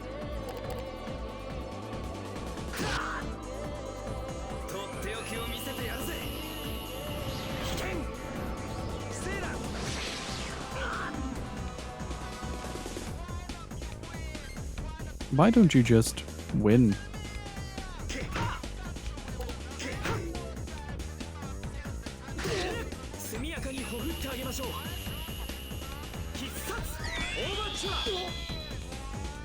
If you tried just winning, I am just trying to win.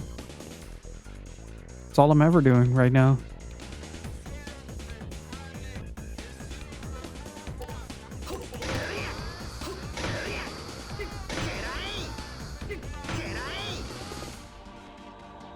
Nice. That is a nice amount of damage.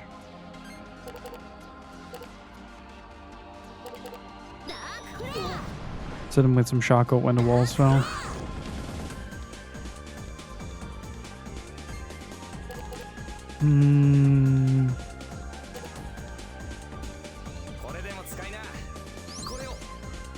Let's just get rid of what we don't need right now. Make sure he has all his HP back, but at the same time also make sure that we have an amount available. Hit him with the cock.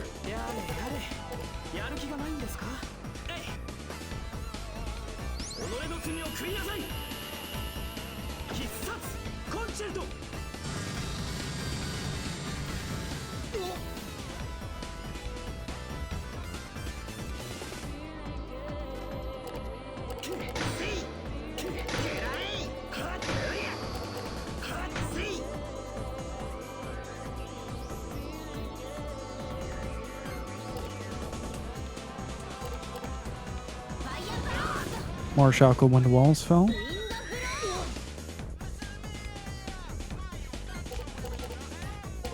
Don't think he was ready for the fact that I was just kind of grinding it out. Ah, damn it. Could have gotten rid of the escape.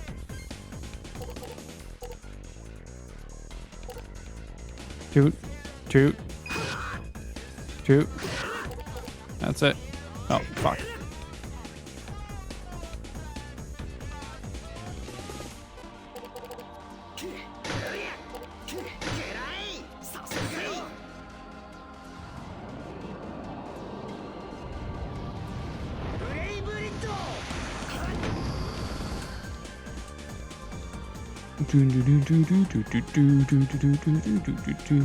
$105.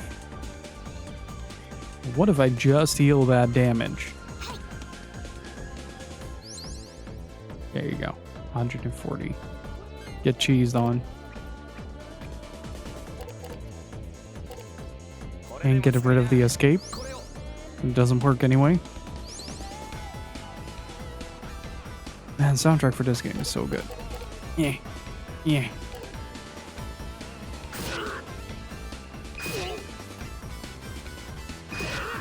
Doesn't really help that I constantly keep getting light and dark, but I'll take it.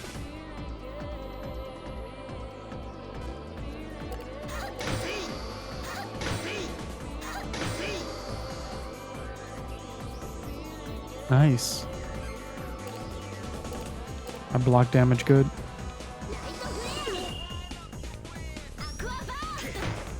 Also, don't think he has that many cards left, so we're likely getting a free turn soon. I'm kind of hoping that it will match up with our reshuffle, but I don't think it will.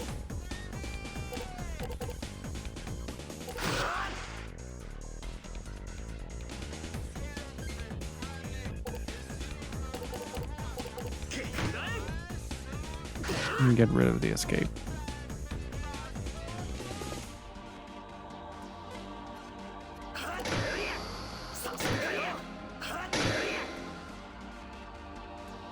Very nice.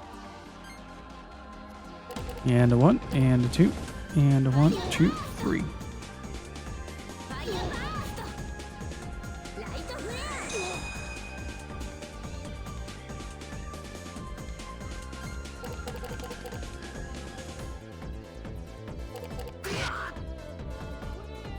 Just keep it short and simple.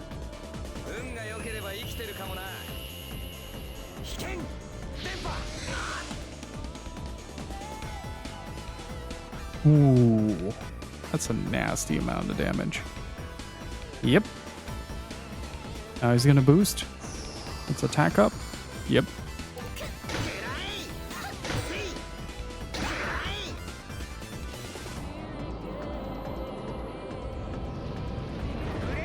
Monolith 23 has been a substantial year for video games.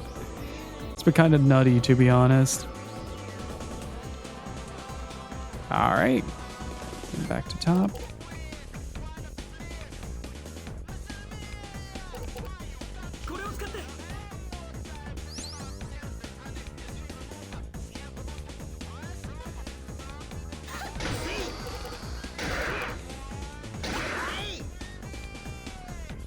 She might actually die.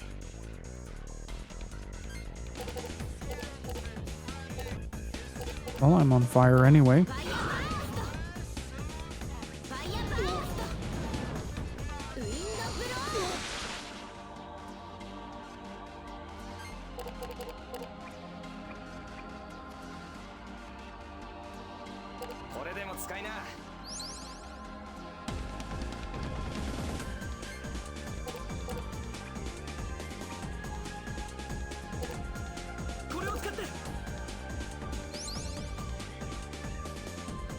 Should keep her on her feet for a while.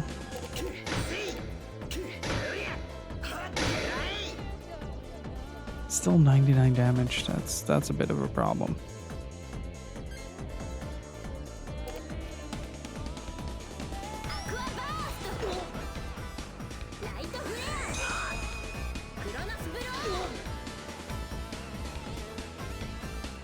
I feel like he's starting to get close, but he doesn't quite want to die just yet. He might after this one, though.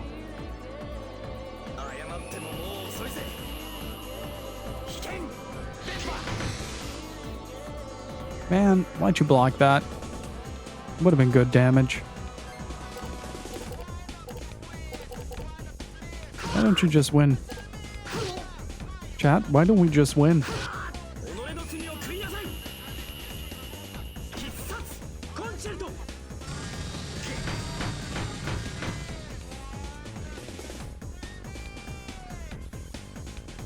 I do feel like we're getting really...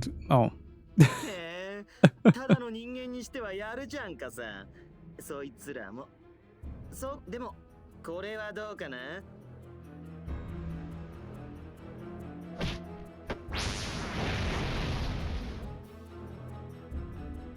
どうだい？これがマルペルシロの力さ。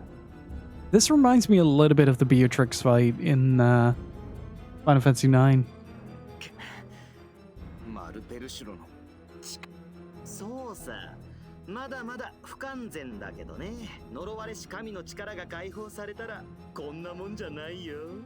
その時選ばれた僕らは不完全ないびつな殻を脱ぎ捨てるのさ。そんなことになったらもう人ではいられ変革を恐れる愚か者はさっさと滅んでしまえばいいのさ。さあ、おしゃべりはもうやめ。お前たちはこれでおしまいだ。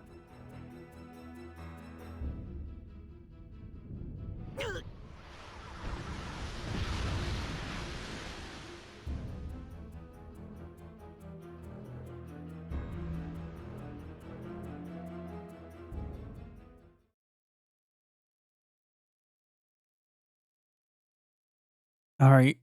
Before we continue this, I'm going to take a short break and hello.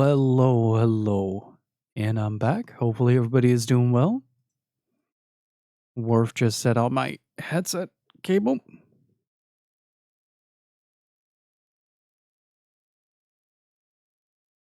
Good job, Worf.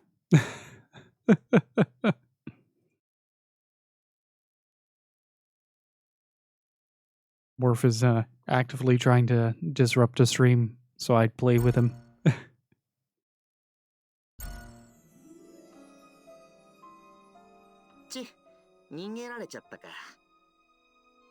Again, there is a treasure chest that we can open.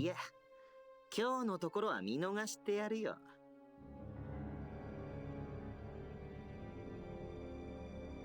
だけど、今の攻撃は帝国の。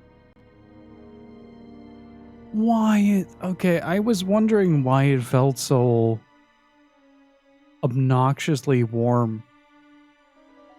But, like, the weather just doesn't want to dip underneath 20 degrees. It's incredibly frustrating.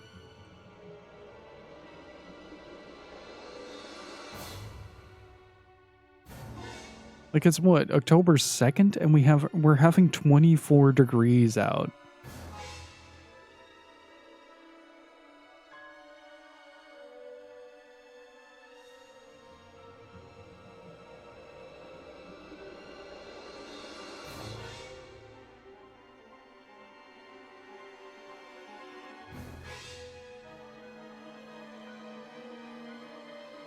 It's super frustrating. まさかね。普通のやつにあの技が使いこなせるわけがない。あれを使え。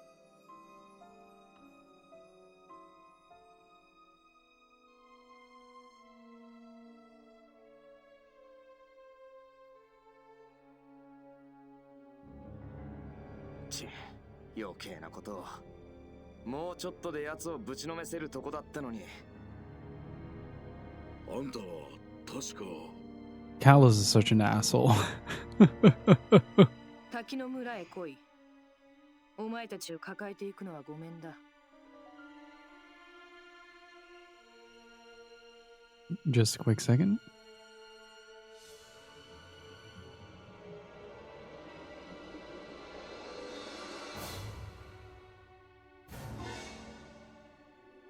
Alright, like, starting tomorrow, it should be raining pretty heavily.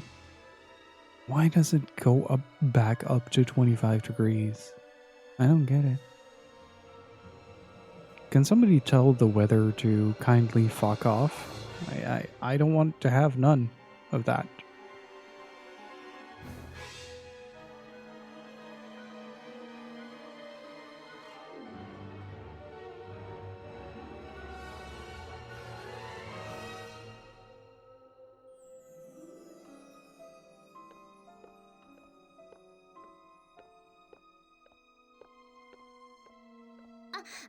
危ないところをありがとうございました。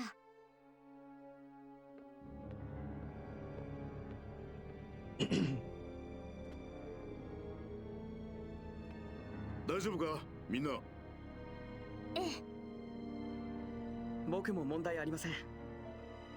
I will say, all things considered, that boss fight was pretty damn solid.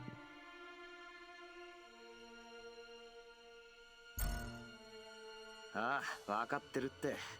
お前がヤバい時は俺はもうアウトだよ。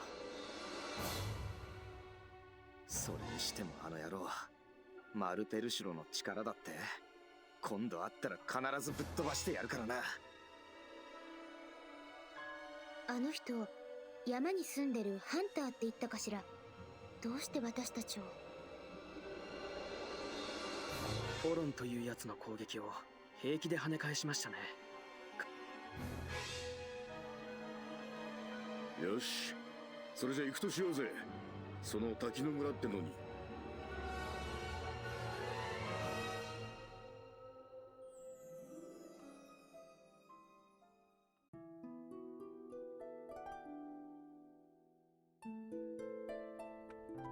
Okay, first off, I want to see if I can go back there into that room to see if I can find a treasure chest that's over there. I really like how this game manages to create like relatively small dungeons in the skill of it. But because they're so riddled with puzzles and small rooms that you have to visit, you're still spending a significant amount of time just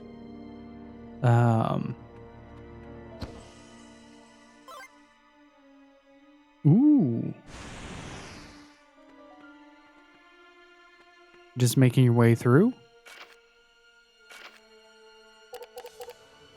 No, Magnus. There we go. Yep, nice. Gonna be a hot summer. Yeah, tell me about it. Like, the summers in the Netherlands have been feeling kind of surreal in the last couple of years. It's less noticeable now, though, in the new place, as far as like the general heat is concerned.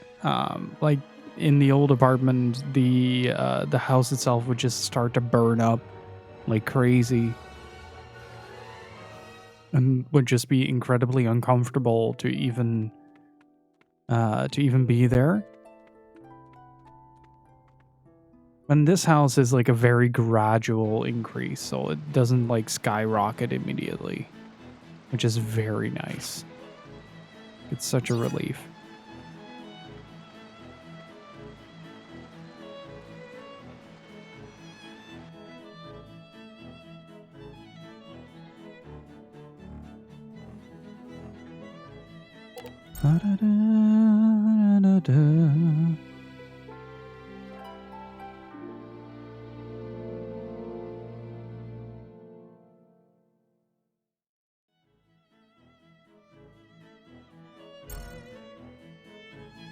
I will say, though, that I find it really funny that I once again managed to pick the hottest room in the house.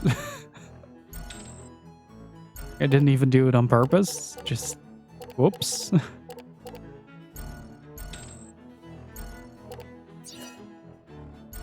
Wait, aren't those the stat boosting? Oh, no. I was about to say, if there's like a respawning stat boost item, then I'm gonna be spending a lot of time here.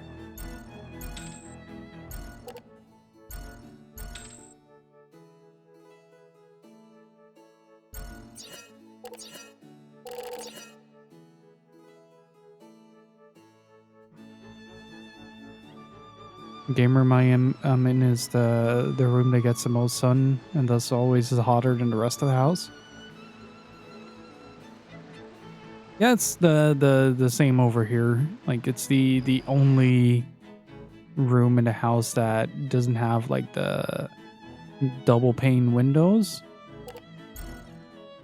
Like, it's like a single pane of glass. But hopefully that will get replaced pretty soon. Like, our landlord was already kind of planning to do that when we before we moved in.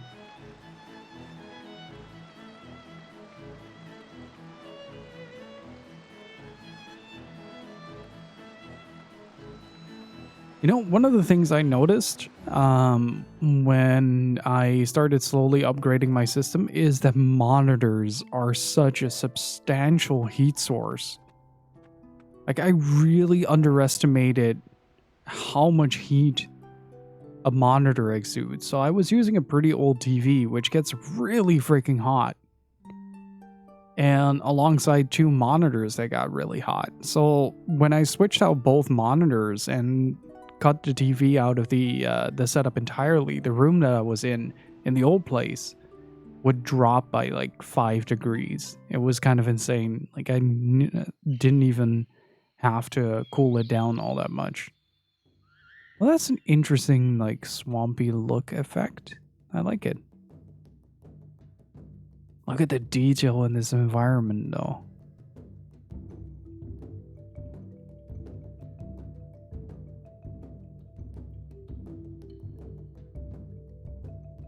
Reminds me a bit of the jungle segment in Terra Enigma.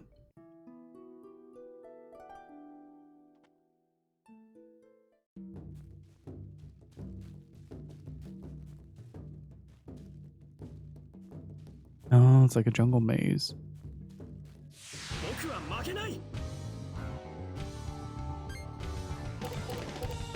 Alright, let's kill some turtles.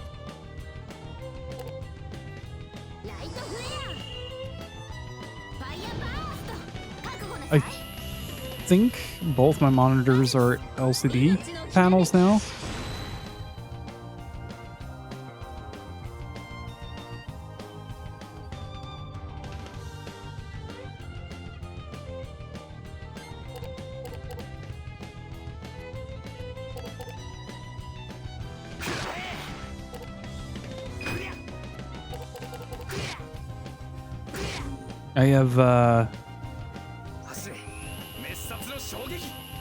I have 2 Iyama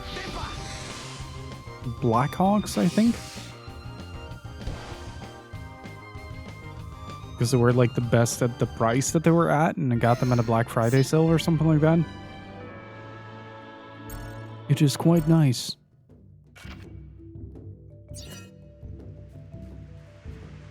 Even the music reminds me of that segment from Terra Enigma. But the execution of this area is very mix of Saga Frontier with...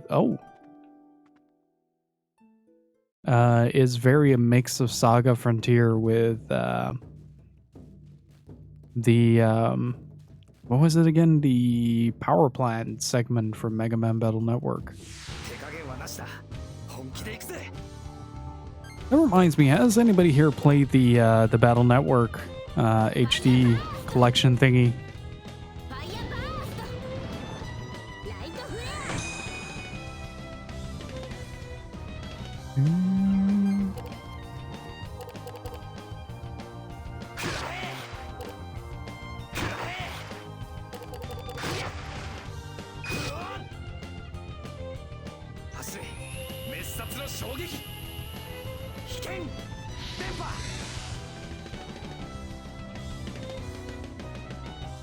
It's still on the pickup list. Yeah, same here.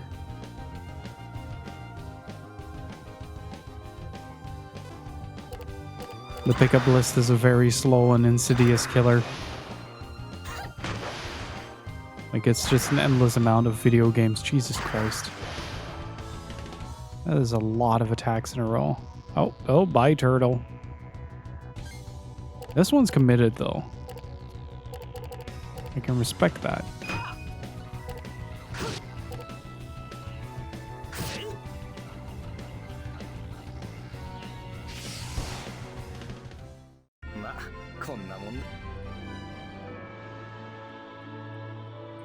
Oh, we're starting to get level 2 yells with 3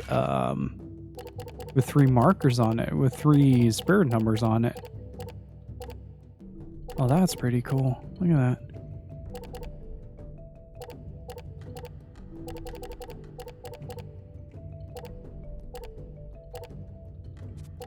dual swords are nice, but Rays of Truth.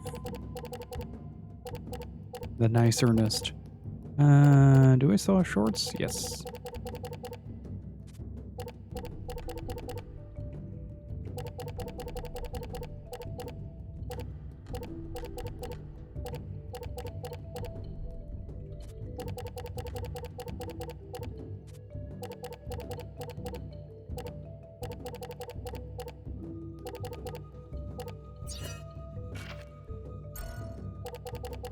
I think I have something for him as well.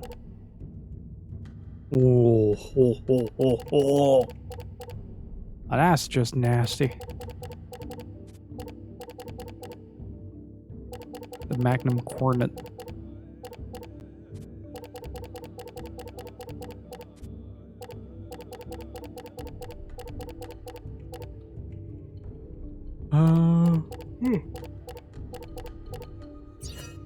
Oh boy. I should have at least one replacement for that one. Yep. And also one for the other level 1. Should I... Do I just commit fully to light? Because that way I can just combo light specials, but the odds of me... Well, I can always swap that around, I guess. Let's do that.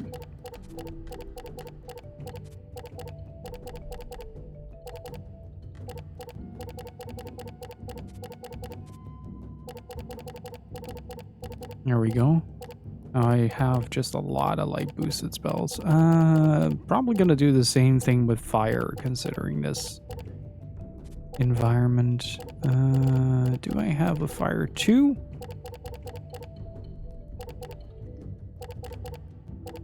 No, I'm just gonna stick to the 1. Remove that, remove that. Get the heat rope, get the will-o-wisp. That should still put me at 25 out of 25. Nice.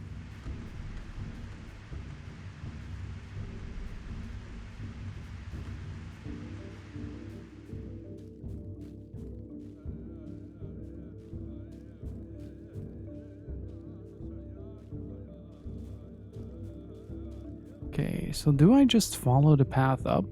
Does this... Oh, wait, it's like one of those mazes. Gotcha. Hey, Naru, how's it going? There we go. Oh, that's so much better. I know what my next turn is going to be. Still a bit under the weather, but otherwise I'm doing pretty damn good.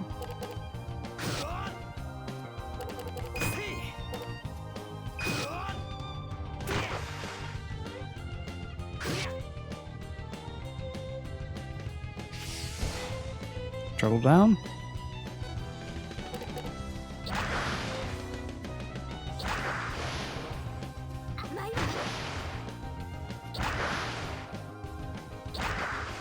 Oof. That is a hell of a lot of damage.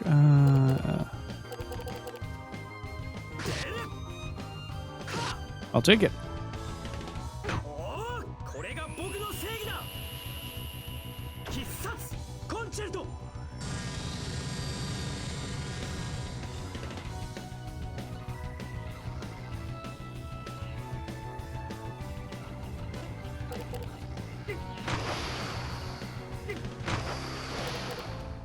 Resist with cheese. What's up, buddy?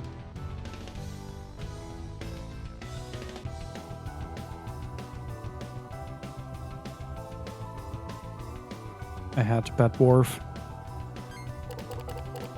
So this is a straight.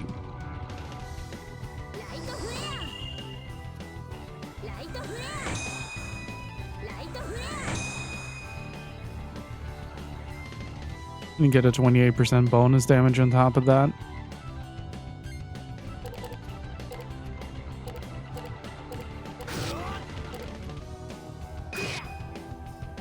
He is blocking a lot. That's not good.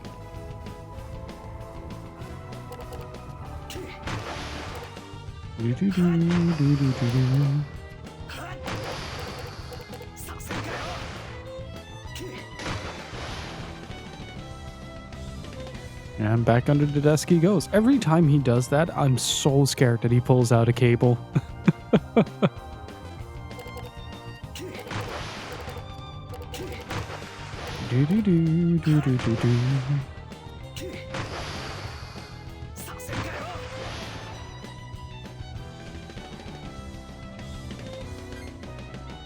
Oh, we got some trumpets.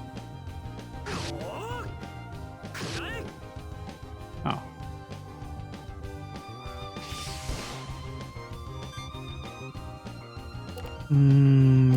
Two, three.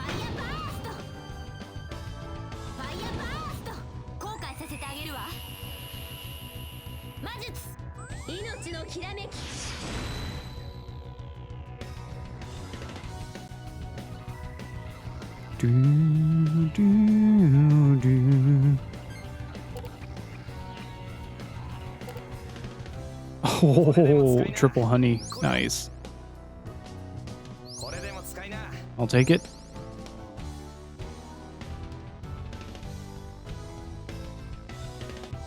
Do do do do do do.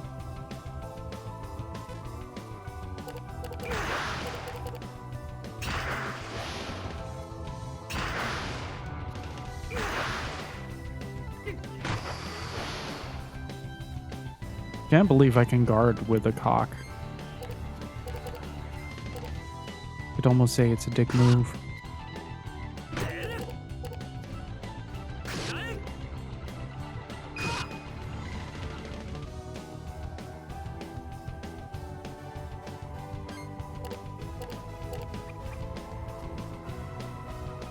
Oops. Right. That just happened.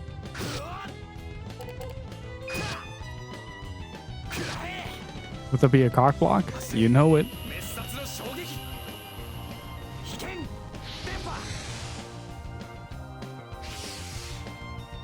Ooh, that is a nasty amount of damage.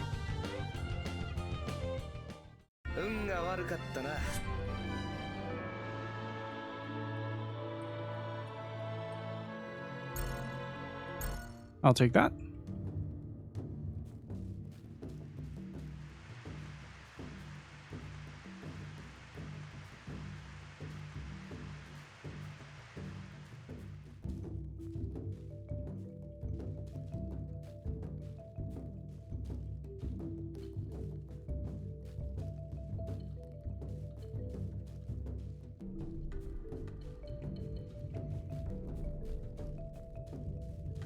Okay, so I gotta find different paths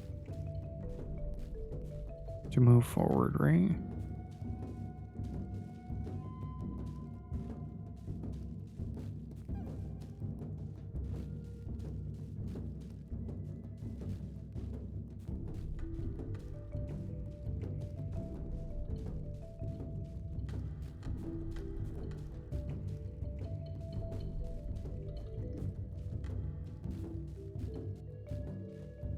Because this cycles back and forth. That would be fine. Oof. I have a lot of extra experience benched.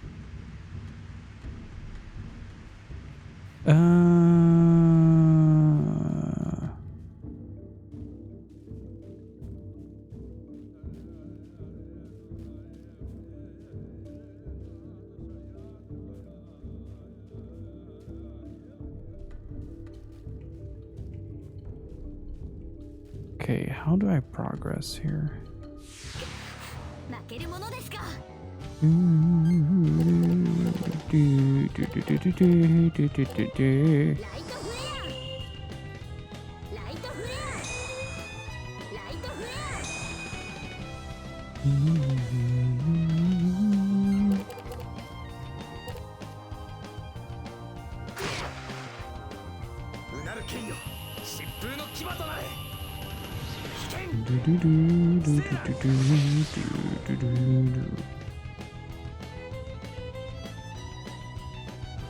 Ba, ba, ba, ba.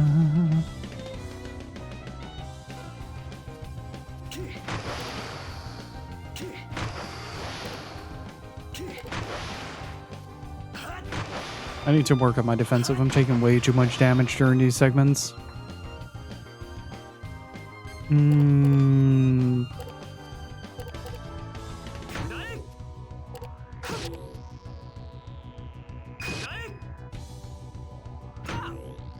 I'll take it for the raw damage.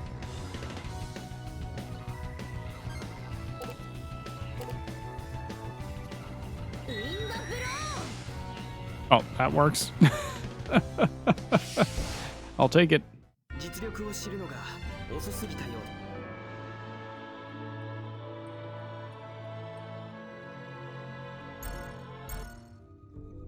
Oh, I'm already getting stuff for the new character.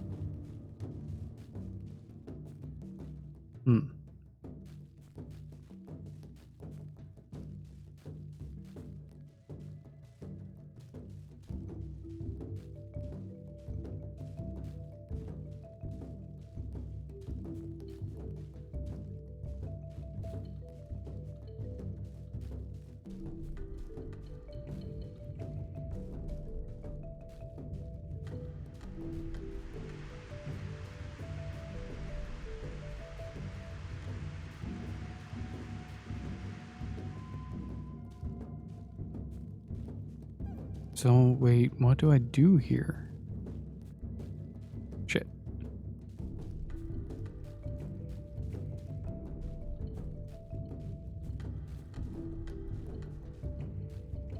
Because if I leave, I go to roadmap, right? Yeah.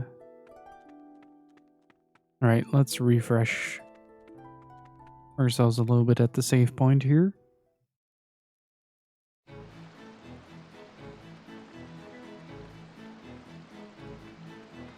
I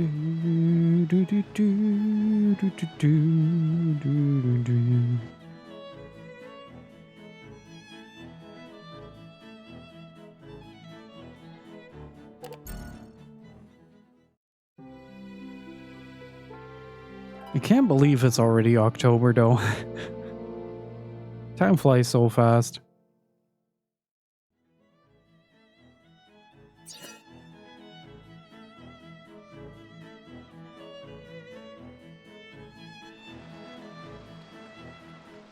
It really is crazy.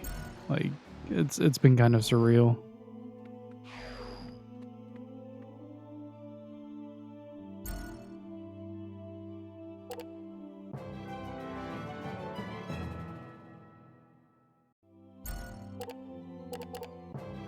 Ooh, class up. There it is. Yeah. That took her forever to get there.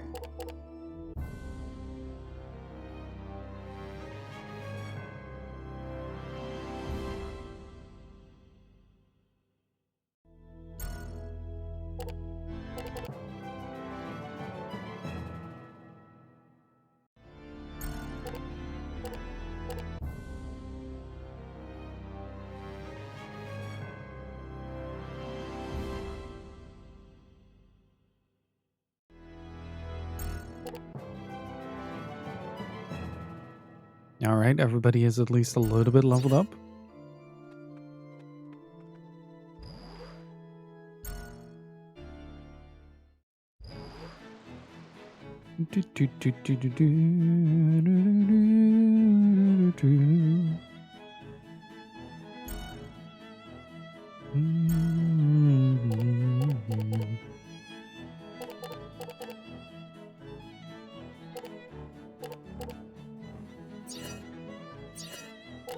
Okay, let's see if we can just fill things up with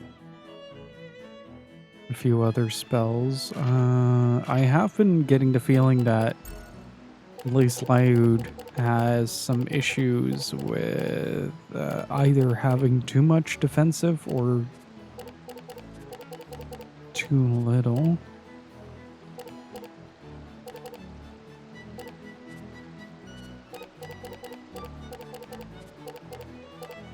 I think it's very either or.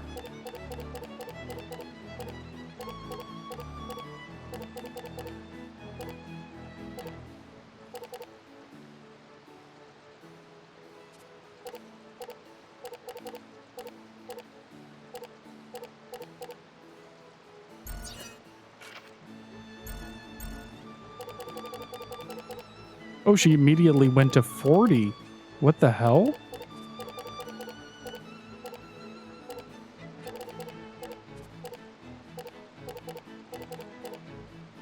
Oh, geez, that's... yeah, that's quite a lot.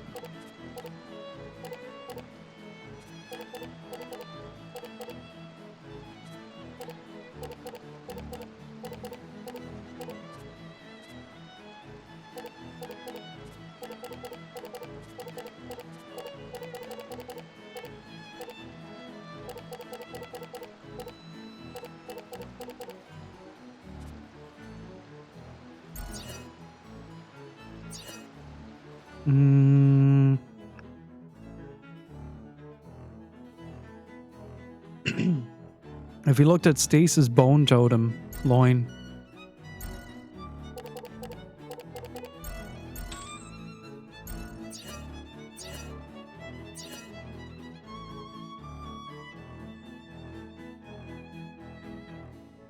It looks interesting. I'm planning to play it somewhere this month.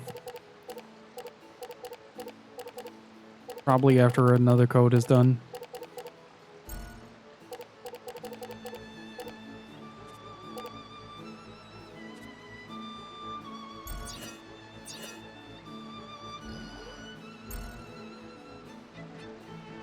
I'm trying not to overly saturate my deck with just offensive cards here.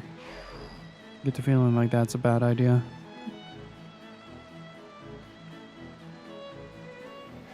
You know, just because you know doesn't mean you know. You know? I need to see if I can convince Gypsy to allow me to borrow the PS5 on like a Saturday and then stream the Quarry.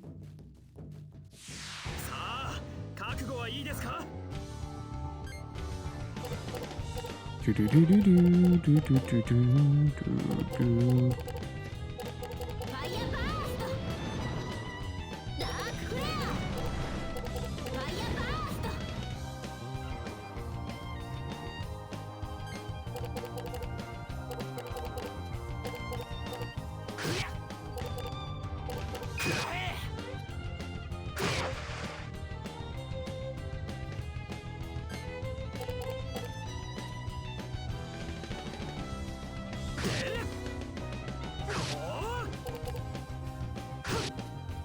Okay, yeah, this is probably the spot I was supposed to be at. Like, this makes fights so much easier. Look at that damage.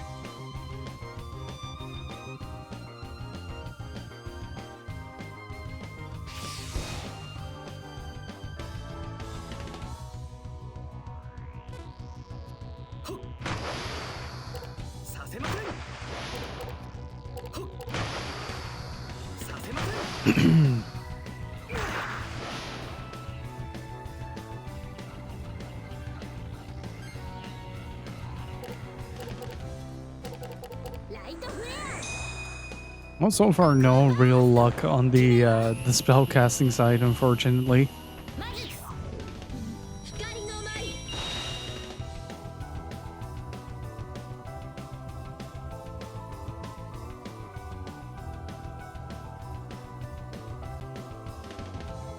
So, chat, I have a question. We've been doing like sessions where we switch games around during the week. What would you guys prefer? That I just stick to one game during the week? Or that I switch it up for a little bit of variety?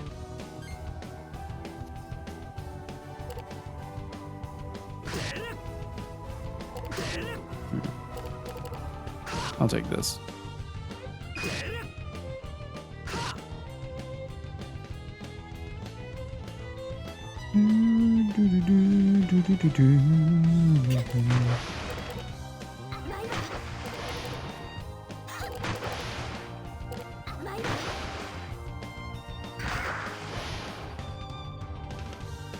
$36, not bad.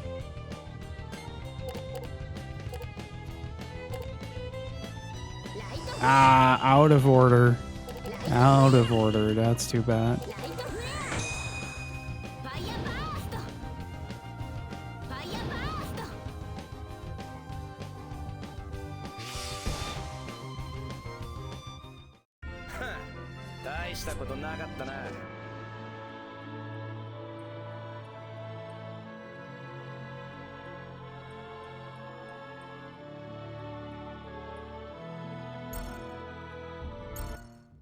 I mean, that you want to see the finale to Saga. I definitely want to beat Saga this year.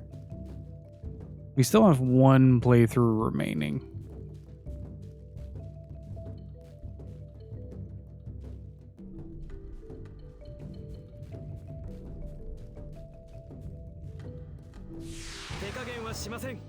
Okay, I still have no idea how the hell to progress here.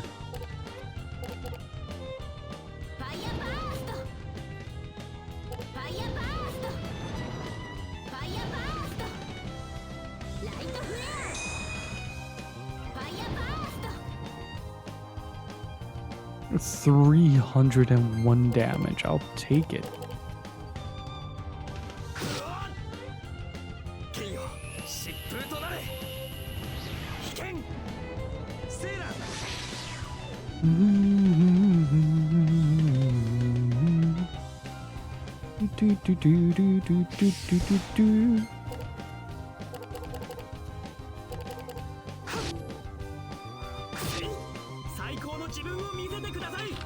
Alright, take a snapshot and start blasting.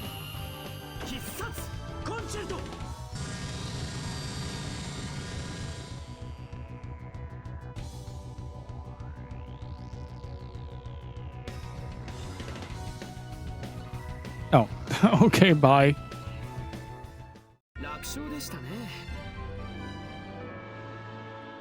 Like, for me, it's kind of refreshing to not have to be tied down to one game per se. The only downside is that I've noticed personally is that sometimes I tend to lose track or I lose interest a little easier when it comes to the two games part.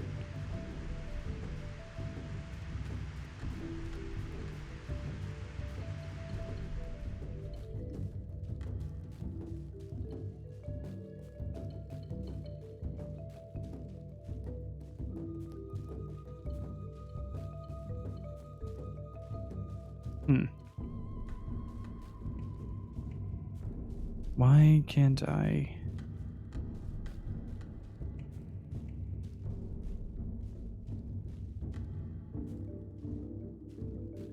Move to other parts of this?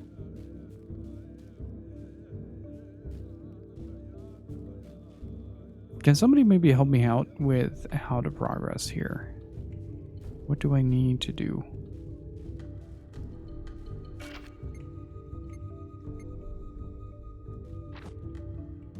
Oh, wait, hello.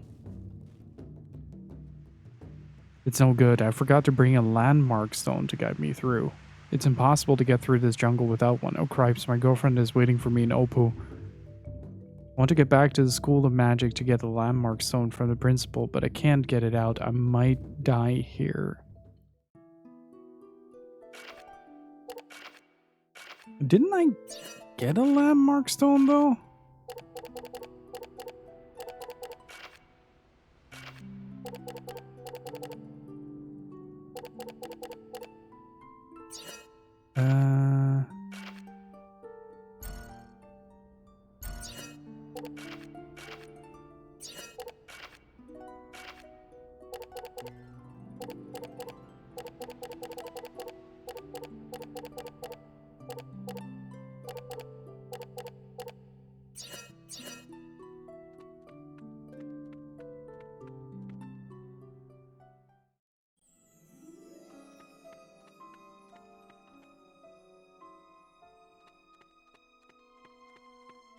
Okay, let's see if we can find one in the principal's office.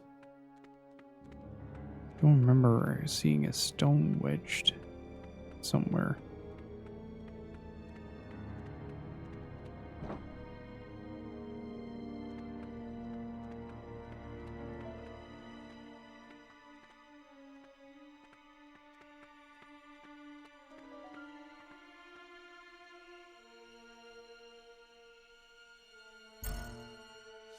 What's divided into daily entries? Which day do you want to read?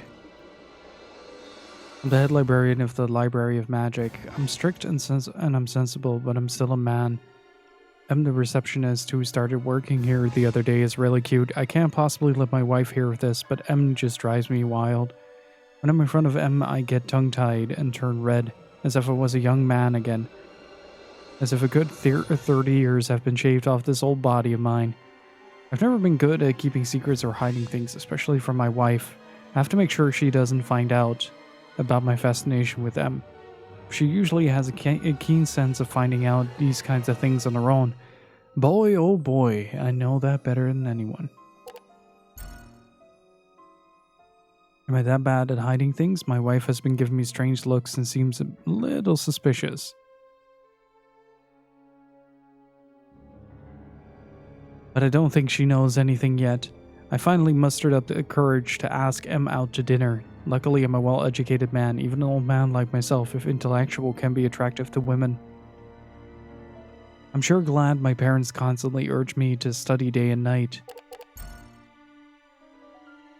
To get more intimate with M, I started sharing a journal with her. I wonder how long it's been since I shared a journal with someone. I'll write Falcon's Theorem by Magic Integration on the title of the journal. If my wife was to find it, she'd probably take one look at the title and leave it alone. Kay, my brother-in-law and best friend who works at School of Magic, paid me a visit today. It has probably been about 3 weeks since we last got together. I met my wife through Kay. It's quite intellectually stimulating to talk the night away with someone who has a deep understanding of magic. He asked me to lend him some good books that he could give to his students to hopefully spark an interest in reading. I consider myself a generous person to just about anyone. I promised him he could help himself to any books he wanted at any time, since I'm often too busy or unavailable to help him out. Oh no. Oh no. This is not good. This is very, very bad. Out of all the books in the library, why did he have to take Falcon's Theorem by Magic Integration? I have to get it back. If Kay looks it over, there's no doubt that my wife will find out about M. This strict, sensible head librarian at the Library of Magic is exchanging intimate thoughts with a female co-worker. That is simply unacceptable. If the truth leaks, I will have to resign from my position. What if he lets the students get their little hands on it, those little piranhas? I'd be ruined. I'm too anxious to sleep. I'm actually kind of curious to see if this goes the blackmail route. Oh. Oops.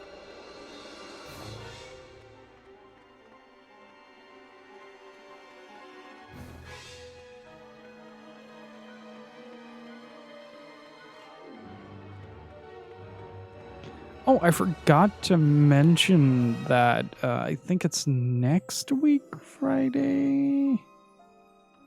Yeah, next week, Friday won't be a stream because I am going to be recovering from a concert that I'll be going to on Thursday.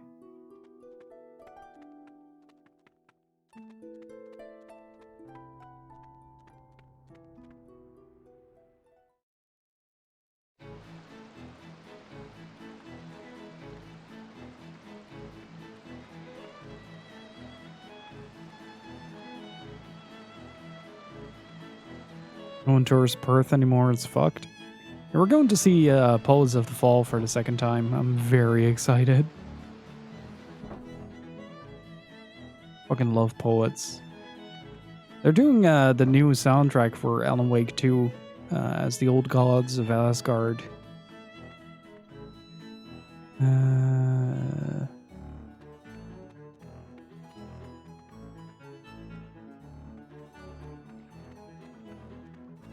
I'm also very excited for Alan Wake 2. It's such a shame that that is a digital-only title. I really wish Remedy would, well, remedy the situation and release it physically. I pay good money for that.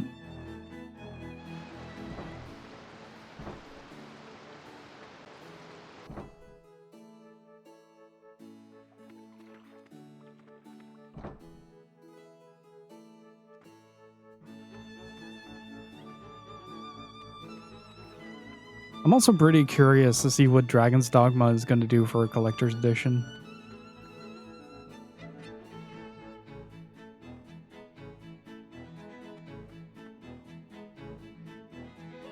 Why should I tell you? Will you leave me alone if I tell you?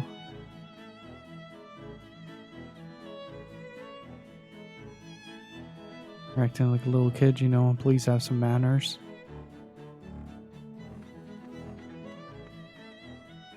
Electric Callboy is a lot of fun live.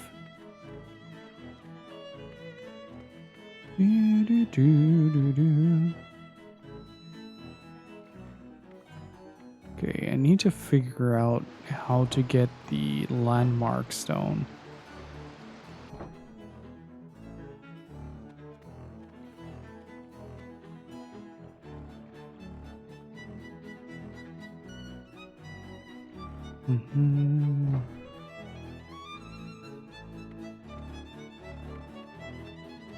Who was the kid pretending to be the principal again?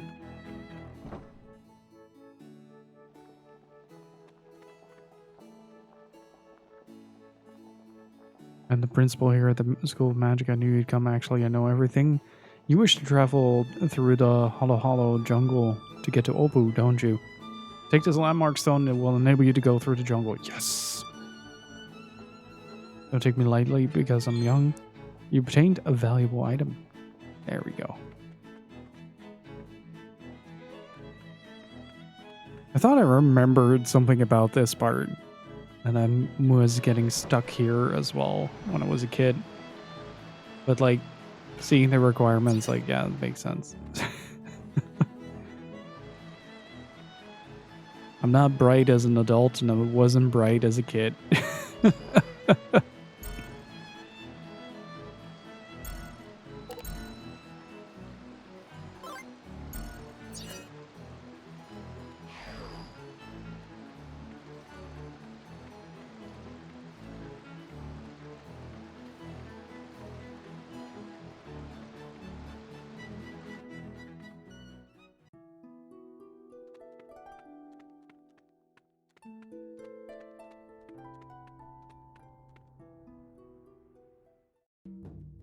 Okay, let's see what happens if I go through this area now with landmark stone. Damn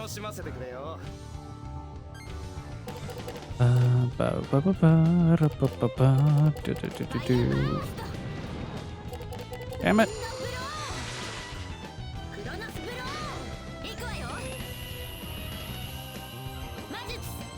That's okay, bud.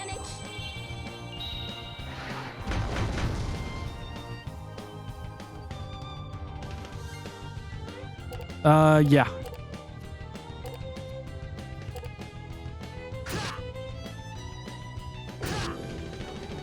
My old Switch broke. Or rather, it was in such a constant state of disrepair that I had to switch it out. How decent is the screen? Pretty good. It's a lot more... The colors pop a lot more and the resolution seems to be a bit better. Like in certain games like Xenoblade 2, the pixels were pretty noticeable, like watching a PSP game or something like that. But on the OLED, it's a bit more smoothed out. I don't know if that's because of the individual lighting on the pixels or... I don't know. I don't know how the exact tech works, but the added screen size is also very nice. Like the whole center part of your Switch is a screen. And I feel like the Joy-Cons are better quality as well, which was a huge bottleneck for me with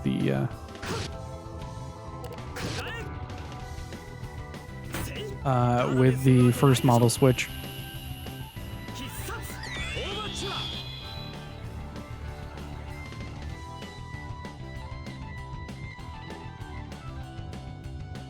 I do get the feeling, though, that it gets a bit hotter than the original. Like, sometimes I really feel like the thing runs a bit more warm than it should. Ooh.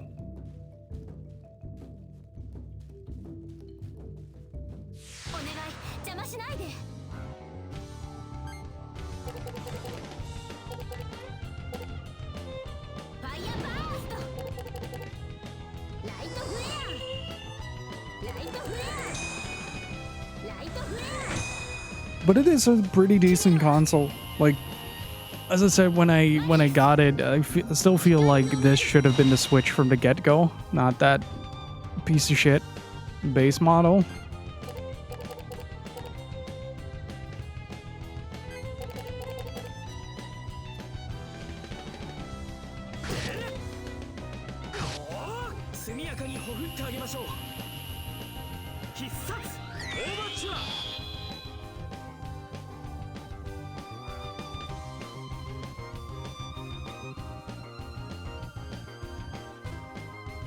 Did you just fart, buddy?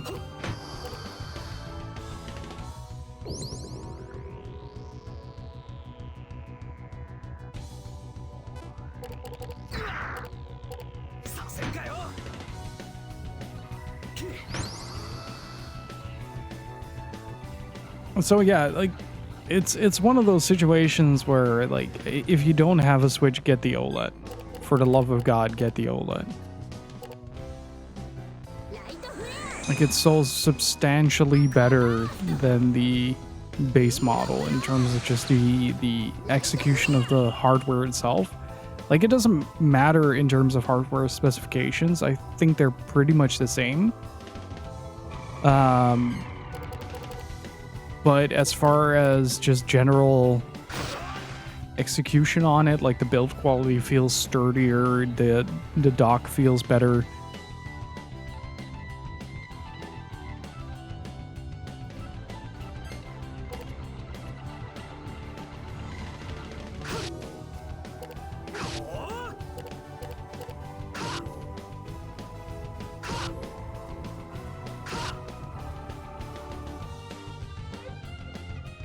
Worf is sitting comfortably underneath my desk. He's such a good boy.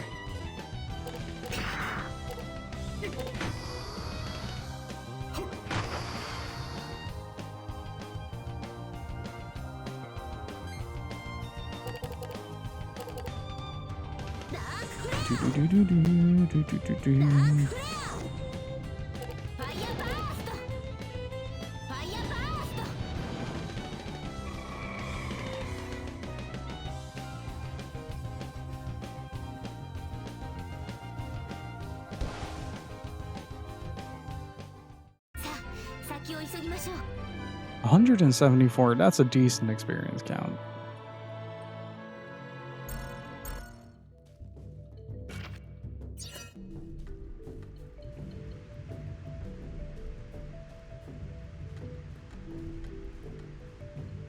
But are you contemplating on getting a Switch?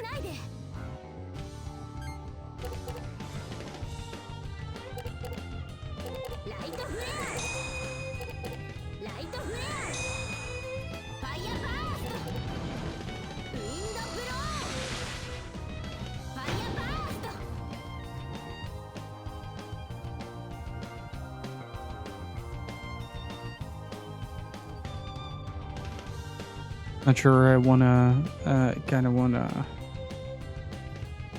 wait and see where the next thing is gonna be. I'd say wait until like the March announcements if you are not in a rush.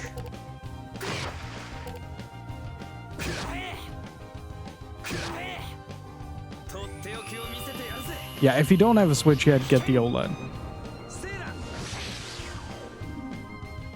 difference is night and day. But if you don't have a point of comparison, then just get the OLED.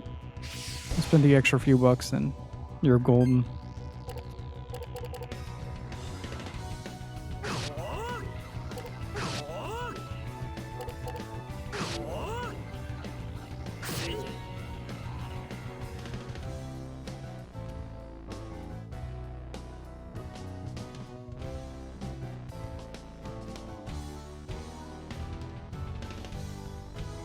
It does have a better battery, right?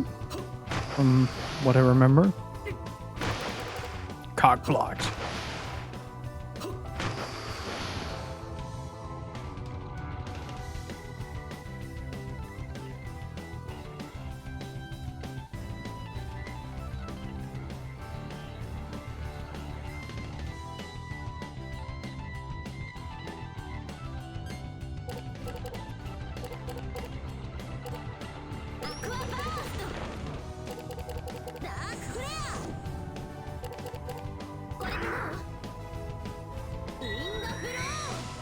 Don't want to negate too much damage for myself.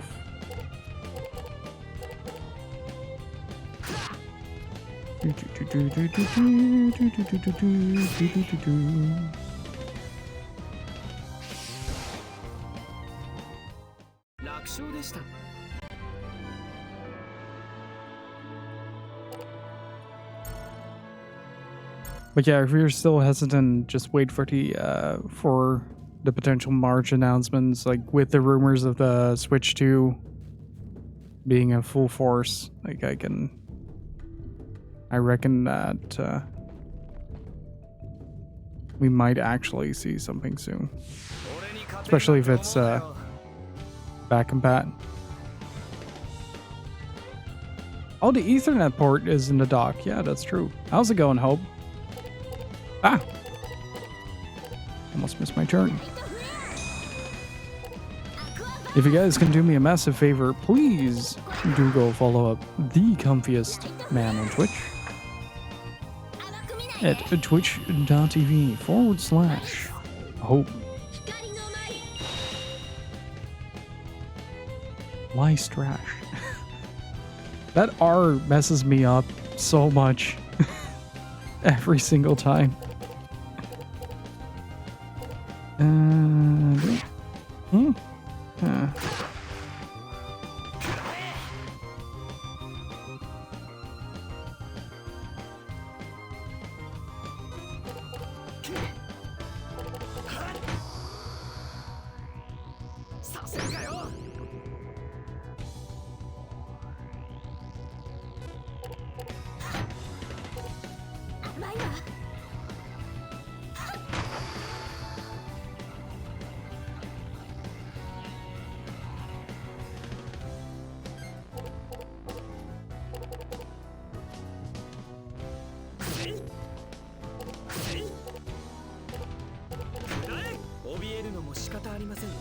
Okay, this should at least give me a decent picture.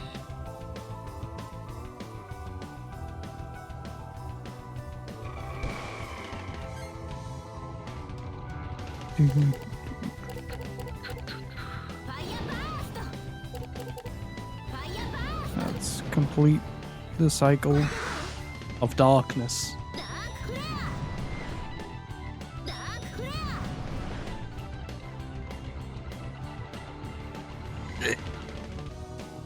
I really need to sit up straight more often. I have the tendency to lean back, like, pretty substantially.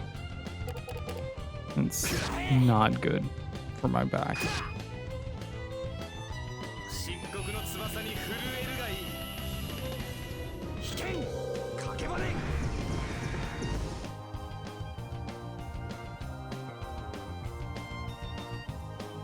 I appreciate the dynamic of this game allowing your combos to expand, but you not always being able to fulfill on those combos. Meaning, like, you have to constantly think on the fly with this game, and I really like that. And especially once you get the the higher combo rating, the timer that you can spend for the first card goes down.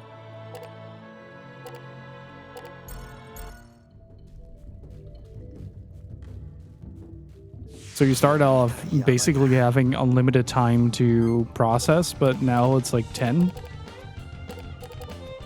Committing to fire. Oh, very much committing to fire. Dark Frère.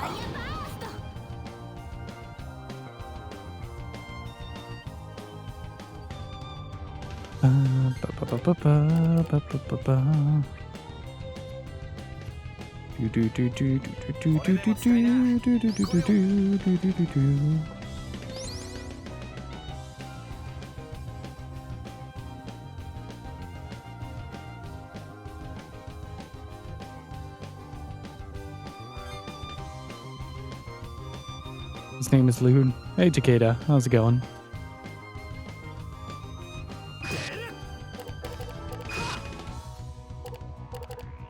He has an assault trumpet. So he likes to toot his own horn. Hehe.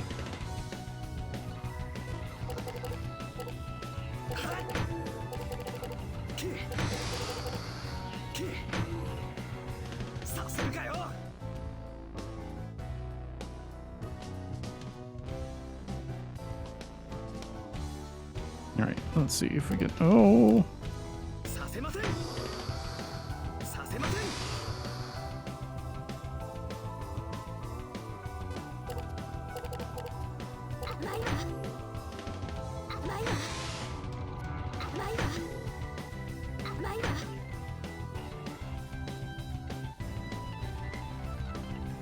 But I really like it when an RPG is kind of built around the concept of on-the-fly thinking.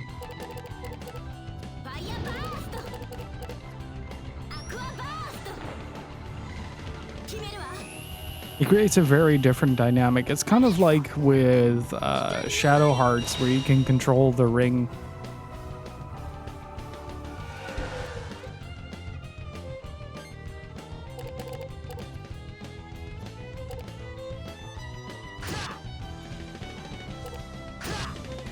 I'm gonna toss the skill shield.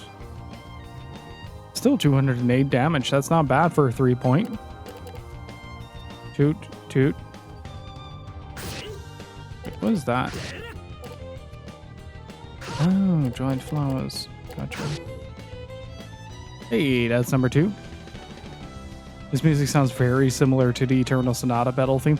Yeah, this is that era of Motoi Sakuraba where he basically started using the exact same MIDI samplers throughout pretty much every composition. So a lot of like the keyboard sounds, a lot of the violin sounds, and the bass sounds are pretty much exactly the same from like Golden Sun up until I want to say like one of the later Tales games, like probably Vesperia.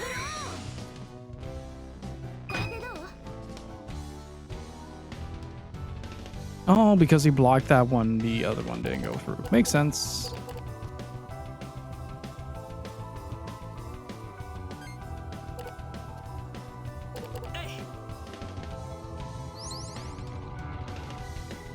No, I'm saying like up until Vesperia, he would constantly like recycle similar concepts in his games.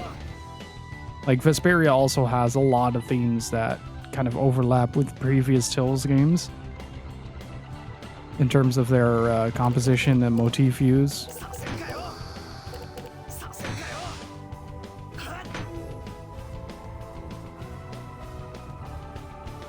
Which is also why Sakuraba, at least for me, has always felt very hit or miss.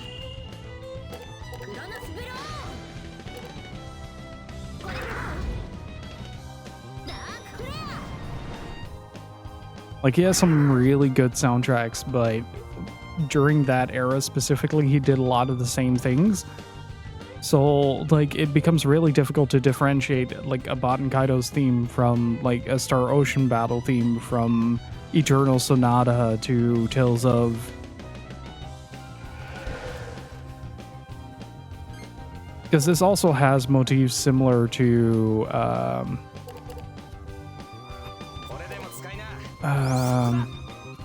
Fighting of the Spirits from Tales of Symphonia, which also came out around 2004. I mean, he has been around for a very long time. I think his first musical stuff is like in the 80s, like late 80s.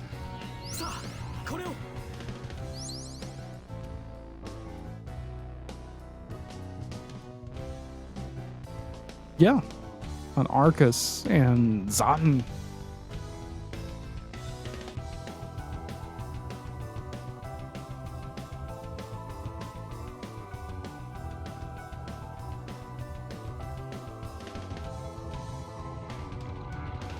I think Soulfeast is like his first major solo work. Let's see. Yeah, he has been with the Tales series and Star Ocean since the very beginning. Beyond to Beyond. Every time I see that name, I just cackle a little. He did, this is the same year that he did Star Ocean 3, Mario Golf, Tales of Symphonia, and, well, then Baten Kaitos. Then the next year he did the director's cut for Star Ocean 3, Tales of Rebirth, Mario Golf Advance Tour, and Mario Power Tennis. Then the year after was Tales of the Abyss, and then the year after that was Baten Kaitos Origins. Oh boy.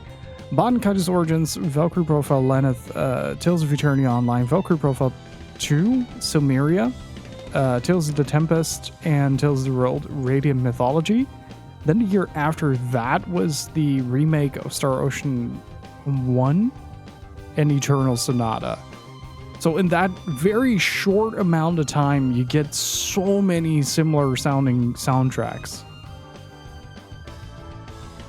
Like, it's like the year after that is absolutely unreal, by the way. Like, he did Brawl, he did a Idolmaster game, he did the recomposition for Star Ocean 2, then Tales of Symphonia Dawn of the New World, Tales of Vesperia, Infinite Undiscovery, Valkyrie Profile Covenant of the Plume, Automedius G, and Tales of Hearts. So that's 1, 2, 3, 4, 5, 6, 7, 8, 9. 8 if you don't count Star Ocean 2. Then the year after that, Tales of the World Radiant Mythology 2, Star Ocean Last Hope, Half Minute Hero, Tales of Versus Valhalla Knight, and Tales of Graces. And Loin, thank you so much for gifting us up to Geki Zembu. Really freaking appreciate it. Can I get some Kevin Richardson chat, please? Thank you so much, man. So yeah, it just kind of goes to show that, like, more is not always better. What's really interesting, though, is after that period of just recycling, like, similar compositions, similar sounding things, like, he has a very robust kit that he uses for all his soundtracks. And then the next year after that is very interesting because he goes from, like, doing Tills, doing Golden Sun, doing... Wait, he did Death Smiles? Really? Oh, right, he also did Resonance. So the year after Tales of Graces, he did Resonance of Faith, Death Smiles, Tales of Fantasia, the Dungeon Crawler, Golden Sun Dark Dawn, and Tales of Graces F. Am I saying that correctly? So that kind of marks the end of that period of Sakuraba where he started to blast through, like, a lot of things, because the year after that, you get Tales of the World Radiant Mythology 3, Automedius Excellent, Half Minute Hero The Second Coming, Tales of Xillia, Shinra Bunsho Frontier, and Dark Souls. And Dark Souls is kind of where he started to branch out a little bit. That's, for me, like, the thing about the thing about Sakuraba that makes him so interesting is he is not really like a video game composer. He's just a prog musician that makes music for video games. And if you listen to his music using that mentality, it starts to make a lot more sense with how he composes. Like, Uematsu is very much a video game composer in the sense that he makes complete soundscapes with melodies. And, like, I think Golden Sun is kind of like the exception to the rule because it has a lot of emotional sway and a lot of, like, recognizability to the music itself. But it also has, like, that underlayer of progressive rock and even progressive metal in some pieces. Like, it's very Dream Theater-y if you look at, like, just the sheet music for Golden Sun. Just, like, Saturos' theme, for instance, starts with a freaking bass sweep. Out of all things. Holy fuck. The year after that is also kind of insane. Wait, the man did Steel Battalion? Okay. But, like, on average, this man composes about 4 to 5 games a year.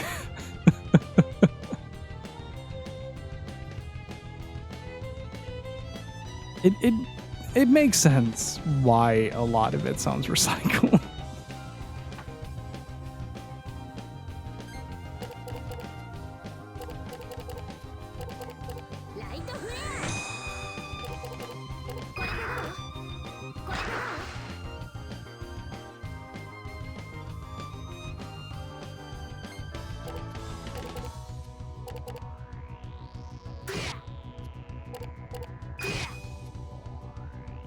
But in all honesty, I don't mind though. Like, much like Uematsu, like, it does really make it feel like there is a signature style to it. Like, it makes it very recognizable when Sakuraba has worked on it, which is why Dark Souls is probably the biggest surprise of well, pretty much all of his soundtracks up until that point.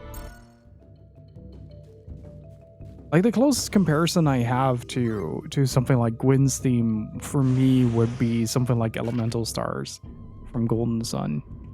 Like, it has that same kind of melancholy attached to it. It almost sounds dreary. I love that kind of stuff. All right, safe trip home, Thomas.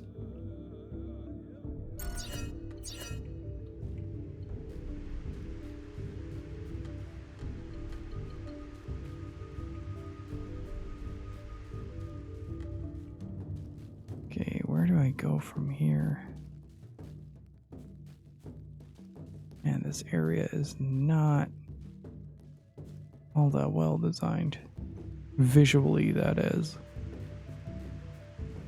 Back when I played Battle Network for the first time, like, the most guaranteed stopping point for me was always the power plant. Like, depending on how frustrating I got with that. How frustrated I got with that.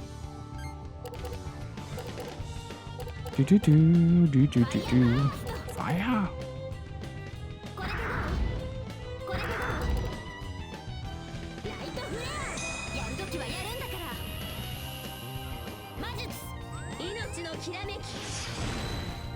The thing that I haven't, he did Higurashi, the video game. Also, I keep forgetting that he composed Valkyrie Elysium.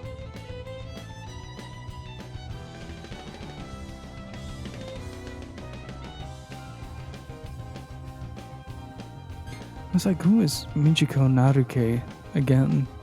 And then I realized, like, oh fuck, that's Wild Arms. Ah!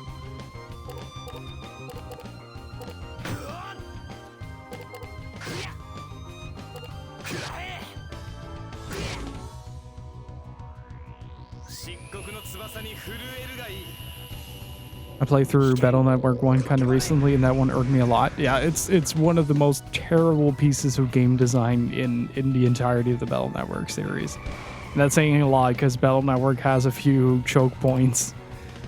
How's it going, Ray?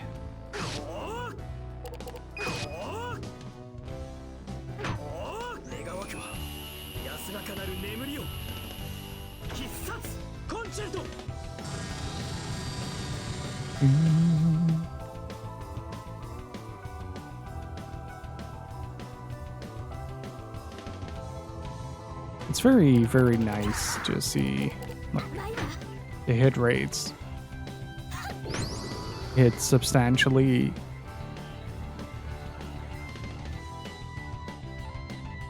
higher now. Like before this, I struggled to break even the 100 damage mark, but now I'm consistently doing 150 plus.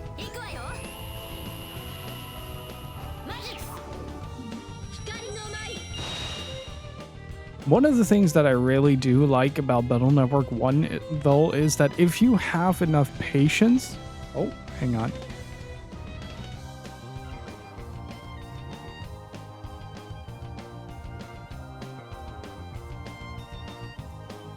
Worth demanded belly rubs. If you have enough patience to grind out the Zenny required, like, I remember just absolutely destroying that game's balance by just getting all the memory units at the start of the game. And not just a few, just all of them. I think I hit like well over 900 HP or something like that before I hit the first major hurdle, or just the part that's supposed to be like the first major hurdle. You could do some insanely stupid things in that game.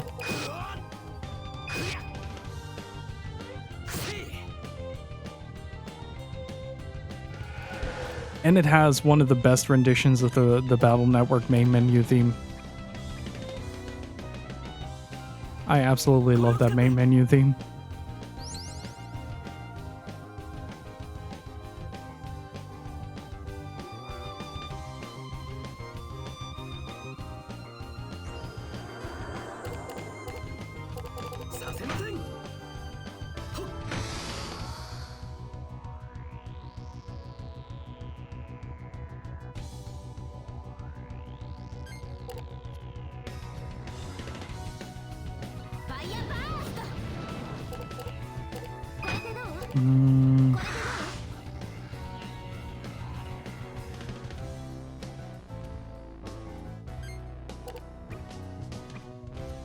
Wasn't Battle Network no,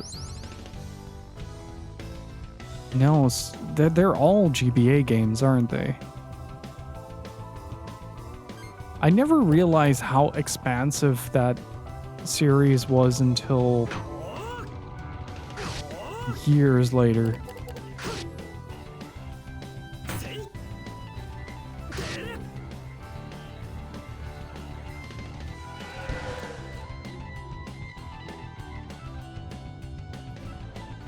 What was the,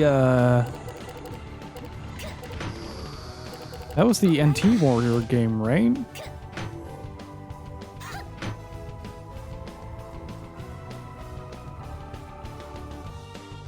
Oh, right, from 5 onward it was DS, I think.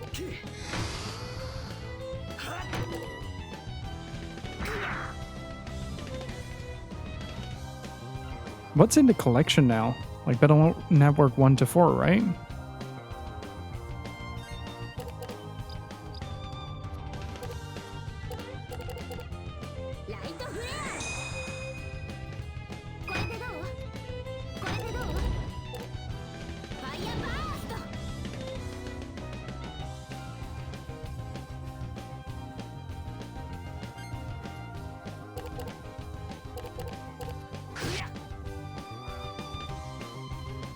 Battle Network 1 through 6 are in it. Just probably not the DS version then.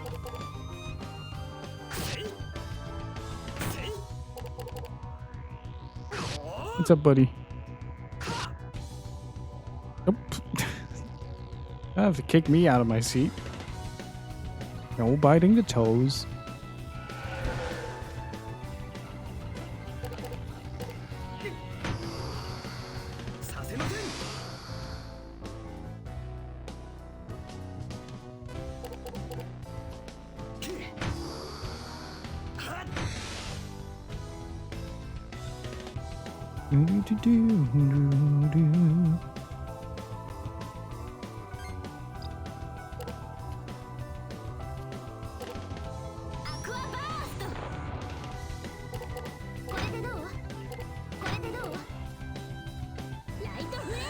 Different versions too, so you could trade and whatnot. They added the option to activate those QR codes or whatever they were too.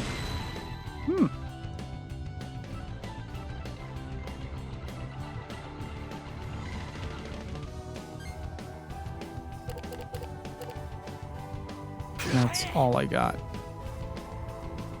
in this current hand of cards.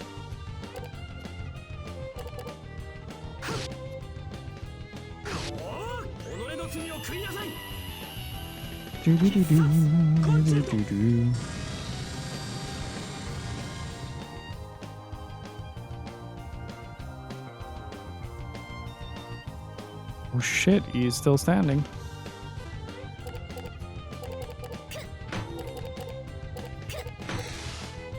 I'll just have to take it.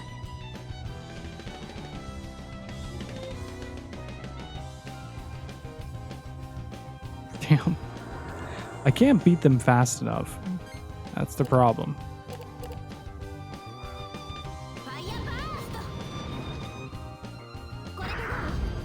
But hey, at least I got some healing stuff.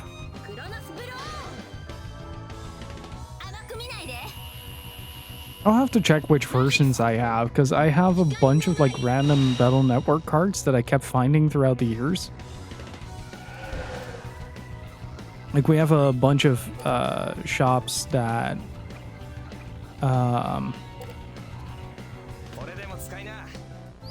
that were like offloading a bunch of GBA stuff so you could get like Battle Network for $5 or something like that. If you were lucky. Shit.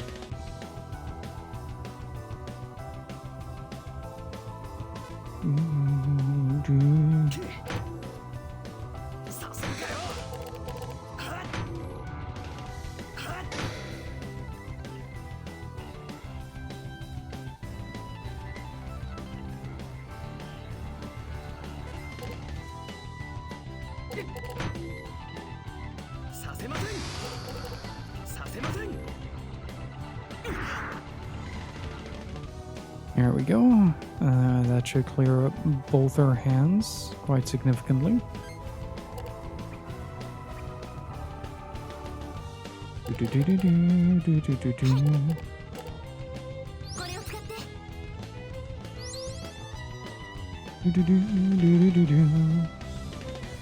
I think it's a close one between the GBA and the Vita for me. I think the most time I've ever spent with a handheld is the Vita, though.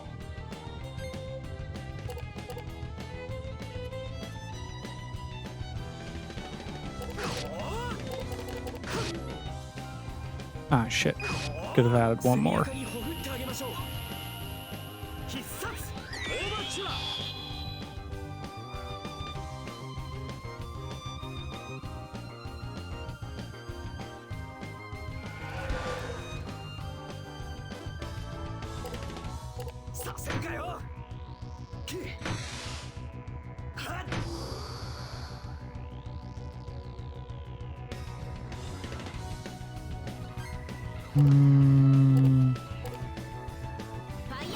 Should be able to stack enough here.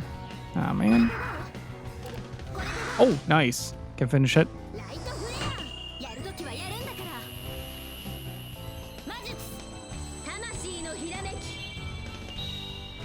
Hey, Kanto, how's it going? Only ever played the first few hours of Baten Kaitos, but I never expected you would be able to get a whole-ass gun. It's a gun that fires trumpets.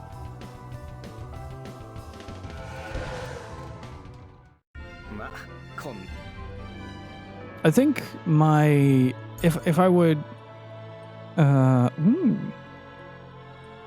have to say, like, it's probably gonna be something like Vita, GBA, PSP, 3DS in terms of handhelds.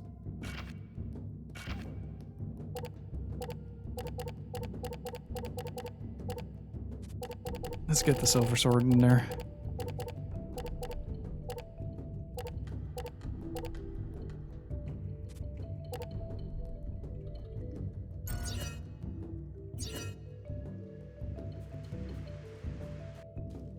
I think I was going the right way here. They really just should have added an arrow.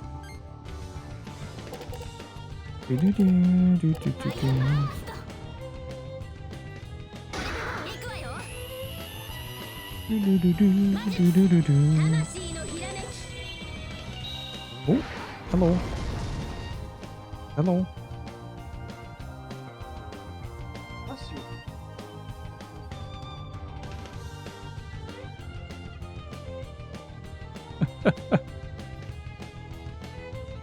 Like, I can tell when Worf moves around underneath my desk because I can see everything on my desk just sort of slowly move.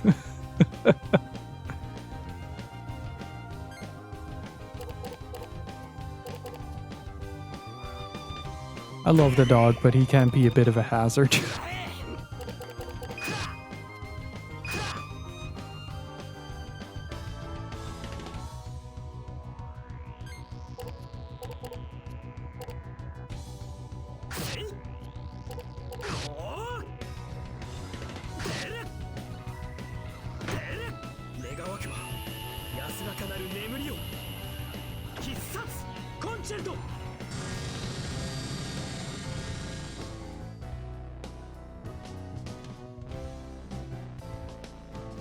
Also, I'm gonna take a short break because I've been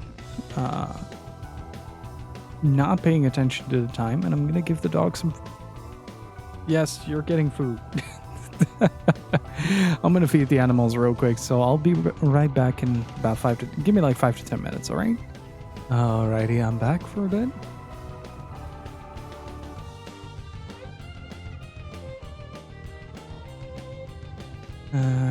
Still got one more playthrough of Armored Core 6 to do, then I need to get back to my Dark Souls 1 remastered run and finish off Severed Steel. And I'm gonna do a nice relaxy game after my spoopy games month. I think Wheel of Katamari is on the cards. Nice. Sounds like a very good plan, to be honest.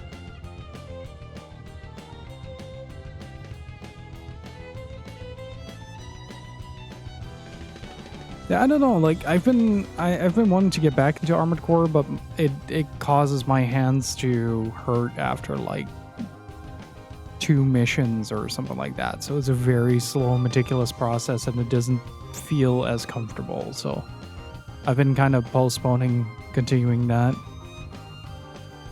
It's been a great experience, though.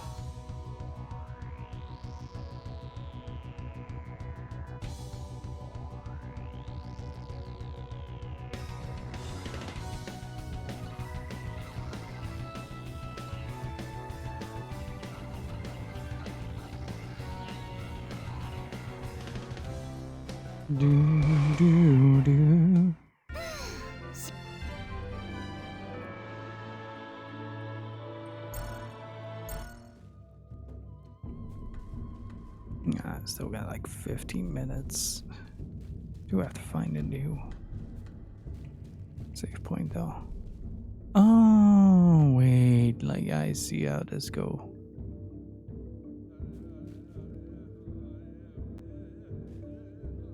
Man, I do not like this segment at all. Oh hey, we are liberated from that segment. Well, that solves a bunch of problems. Oh, look at these backgrounds, though.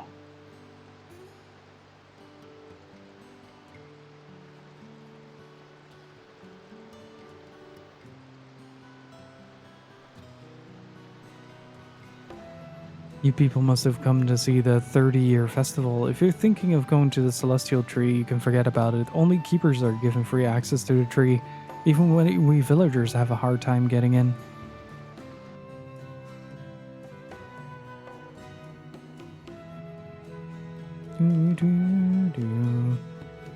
Man, this reminds me a bit too much of Majora's Mask. Stop freaking me out.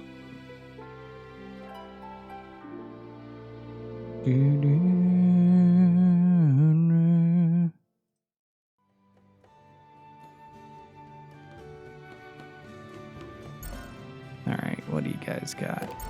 First let's sell the picture we have here. What do we have? Okay, so these are still not things that I am using currently.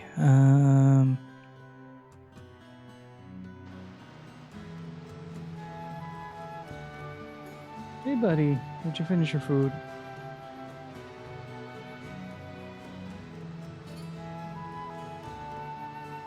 The main shaft must be getting a bit rusty. All I have to do is grease it up some and the water wheel will start working again. That's not it.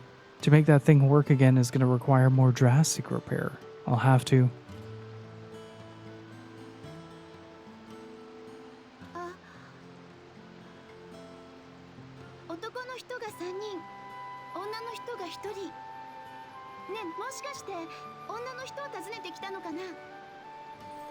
そうだけど。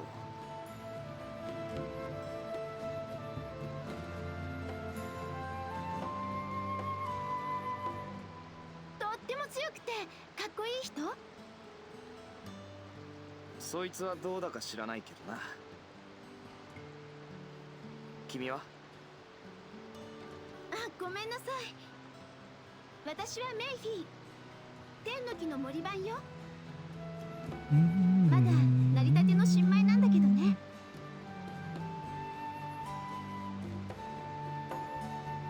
どうして俺たちのことを？あのね、あなたちょっと用事で出かけるけど、私を訪ねて客が来るはずだから、少しの間待たせておいてほしいって。あなたたち、彼女の知り合いなんよかったら戻ってくるまで私の家で待ってて。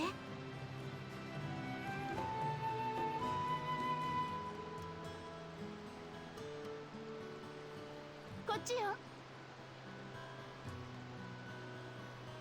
Man, I love just this game is an artful masterpiece. God damn, like the art in this game is so beautiful to look at. The stone altar exudes a mysterious atmosphere. Looking at it more closely, you notice an engraving resembling a human face.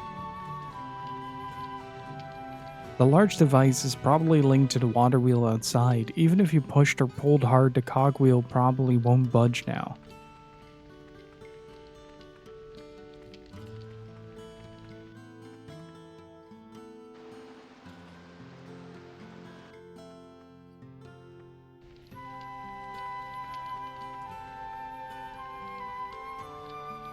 You'll have to excuse me talking to you like this. My health hasn't been what it used to be.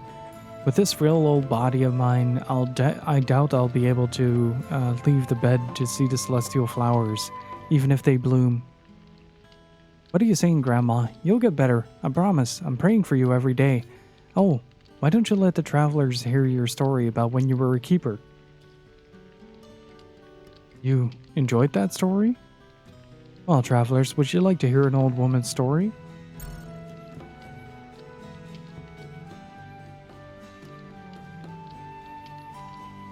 Where should I start? Right. I'll start with the story of when I first saw a celestial bud. That was the 7th night after I became a keeper. My curiosity drove me to climb to the top of the celestial tree. I went around the back, and before I knew it, I found myself in front of a giant bud. People say that if the bud opens, the other buds will follow suit. That's quite an important role in the giant bud has. It was such a beautiful and magnificent bud. When people pass away, they return to the foot of the celestial tree. Celestial flowers are the souls of our ancestors who have been sleeping in this land. If I miss this chance, there won't be another one for me. I really want to see the bud open with my own eyes. I really want to see it at least once. You can. It'll bloom this year. You'll get better and then we'll go see it together, okay, Grandma? Yes, Mayfie. Thank you. Uh-huh. So you can cheer up.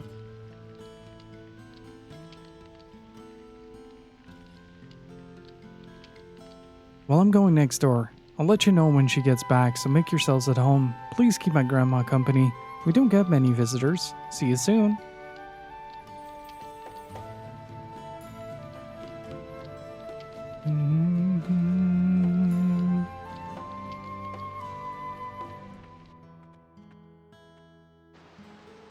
Alright.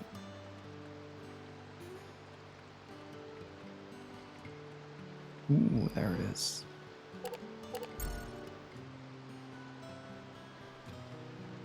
So it's a bit on the short side, but I think that's where I'm going to call it for today, Chad.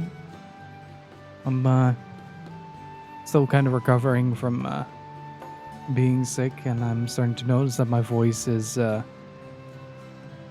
not up to the task of making it the full 5 hours. So, thank you so much for watching. Really freaking appreciate it. Thank you so much for being here. If you're new to the stream and had a good time, do consider hitting that follow button. And we also have a Discord, which you can hang out in if you do so desire. It's the best place to stay up to date with everything surrounding the stream. I also have 2 separate YouTube channels. One where I post separate content from the streams, and the other is an archive where all the VODs are being published. And if you enjoy reading about video games, boy, do I have a website for you with Tanuki Chicken Attack. But, yeah, sincerely, thank you so much for being here. Thank you again for having the channel break well over 200 subs. Really freaking appreciate the support, and an extra special shout outs to Loin and Steve. Thank you so much for the subs. And just thank you so much. It really means the world. And yeah, I think I'm gonna send you guys over to the Toaster Man. It's doing some Switch DIY. Oh, we're also 29 follows away from 5K. Nice. So I'm gonna host him up, and please do go follow him up. He is a very chill dude. I'll be back on Wednesday with another Code R. If there is a chance that my voice doesn't hold out all that well, I'll be switching to Baten Kaitos, but I'll keep you guys posted. So do join the Discord if you haven't already. And with that said, I'm gonna head on out. And thank you so much for watching. Hopefully see you on Wednesday. And until that moment arrives, stay beautiful. Keep on gaming, dudes. I'll see you all next time. Thank you so much for watching. Have a good one. Bye-bye.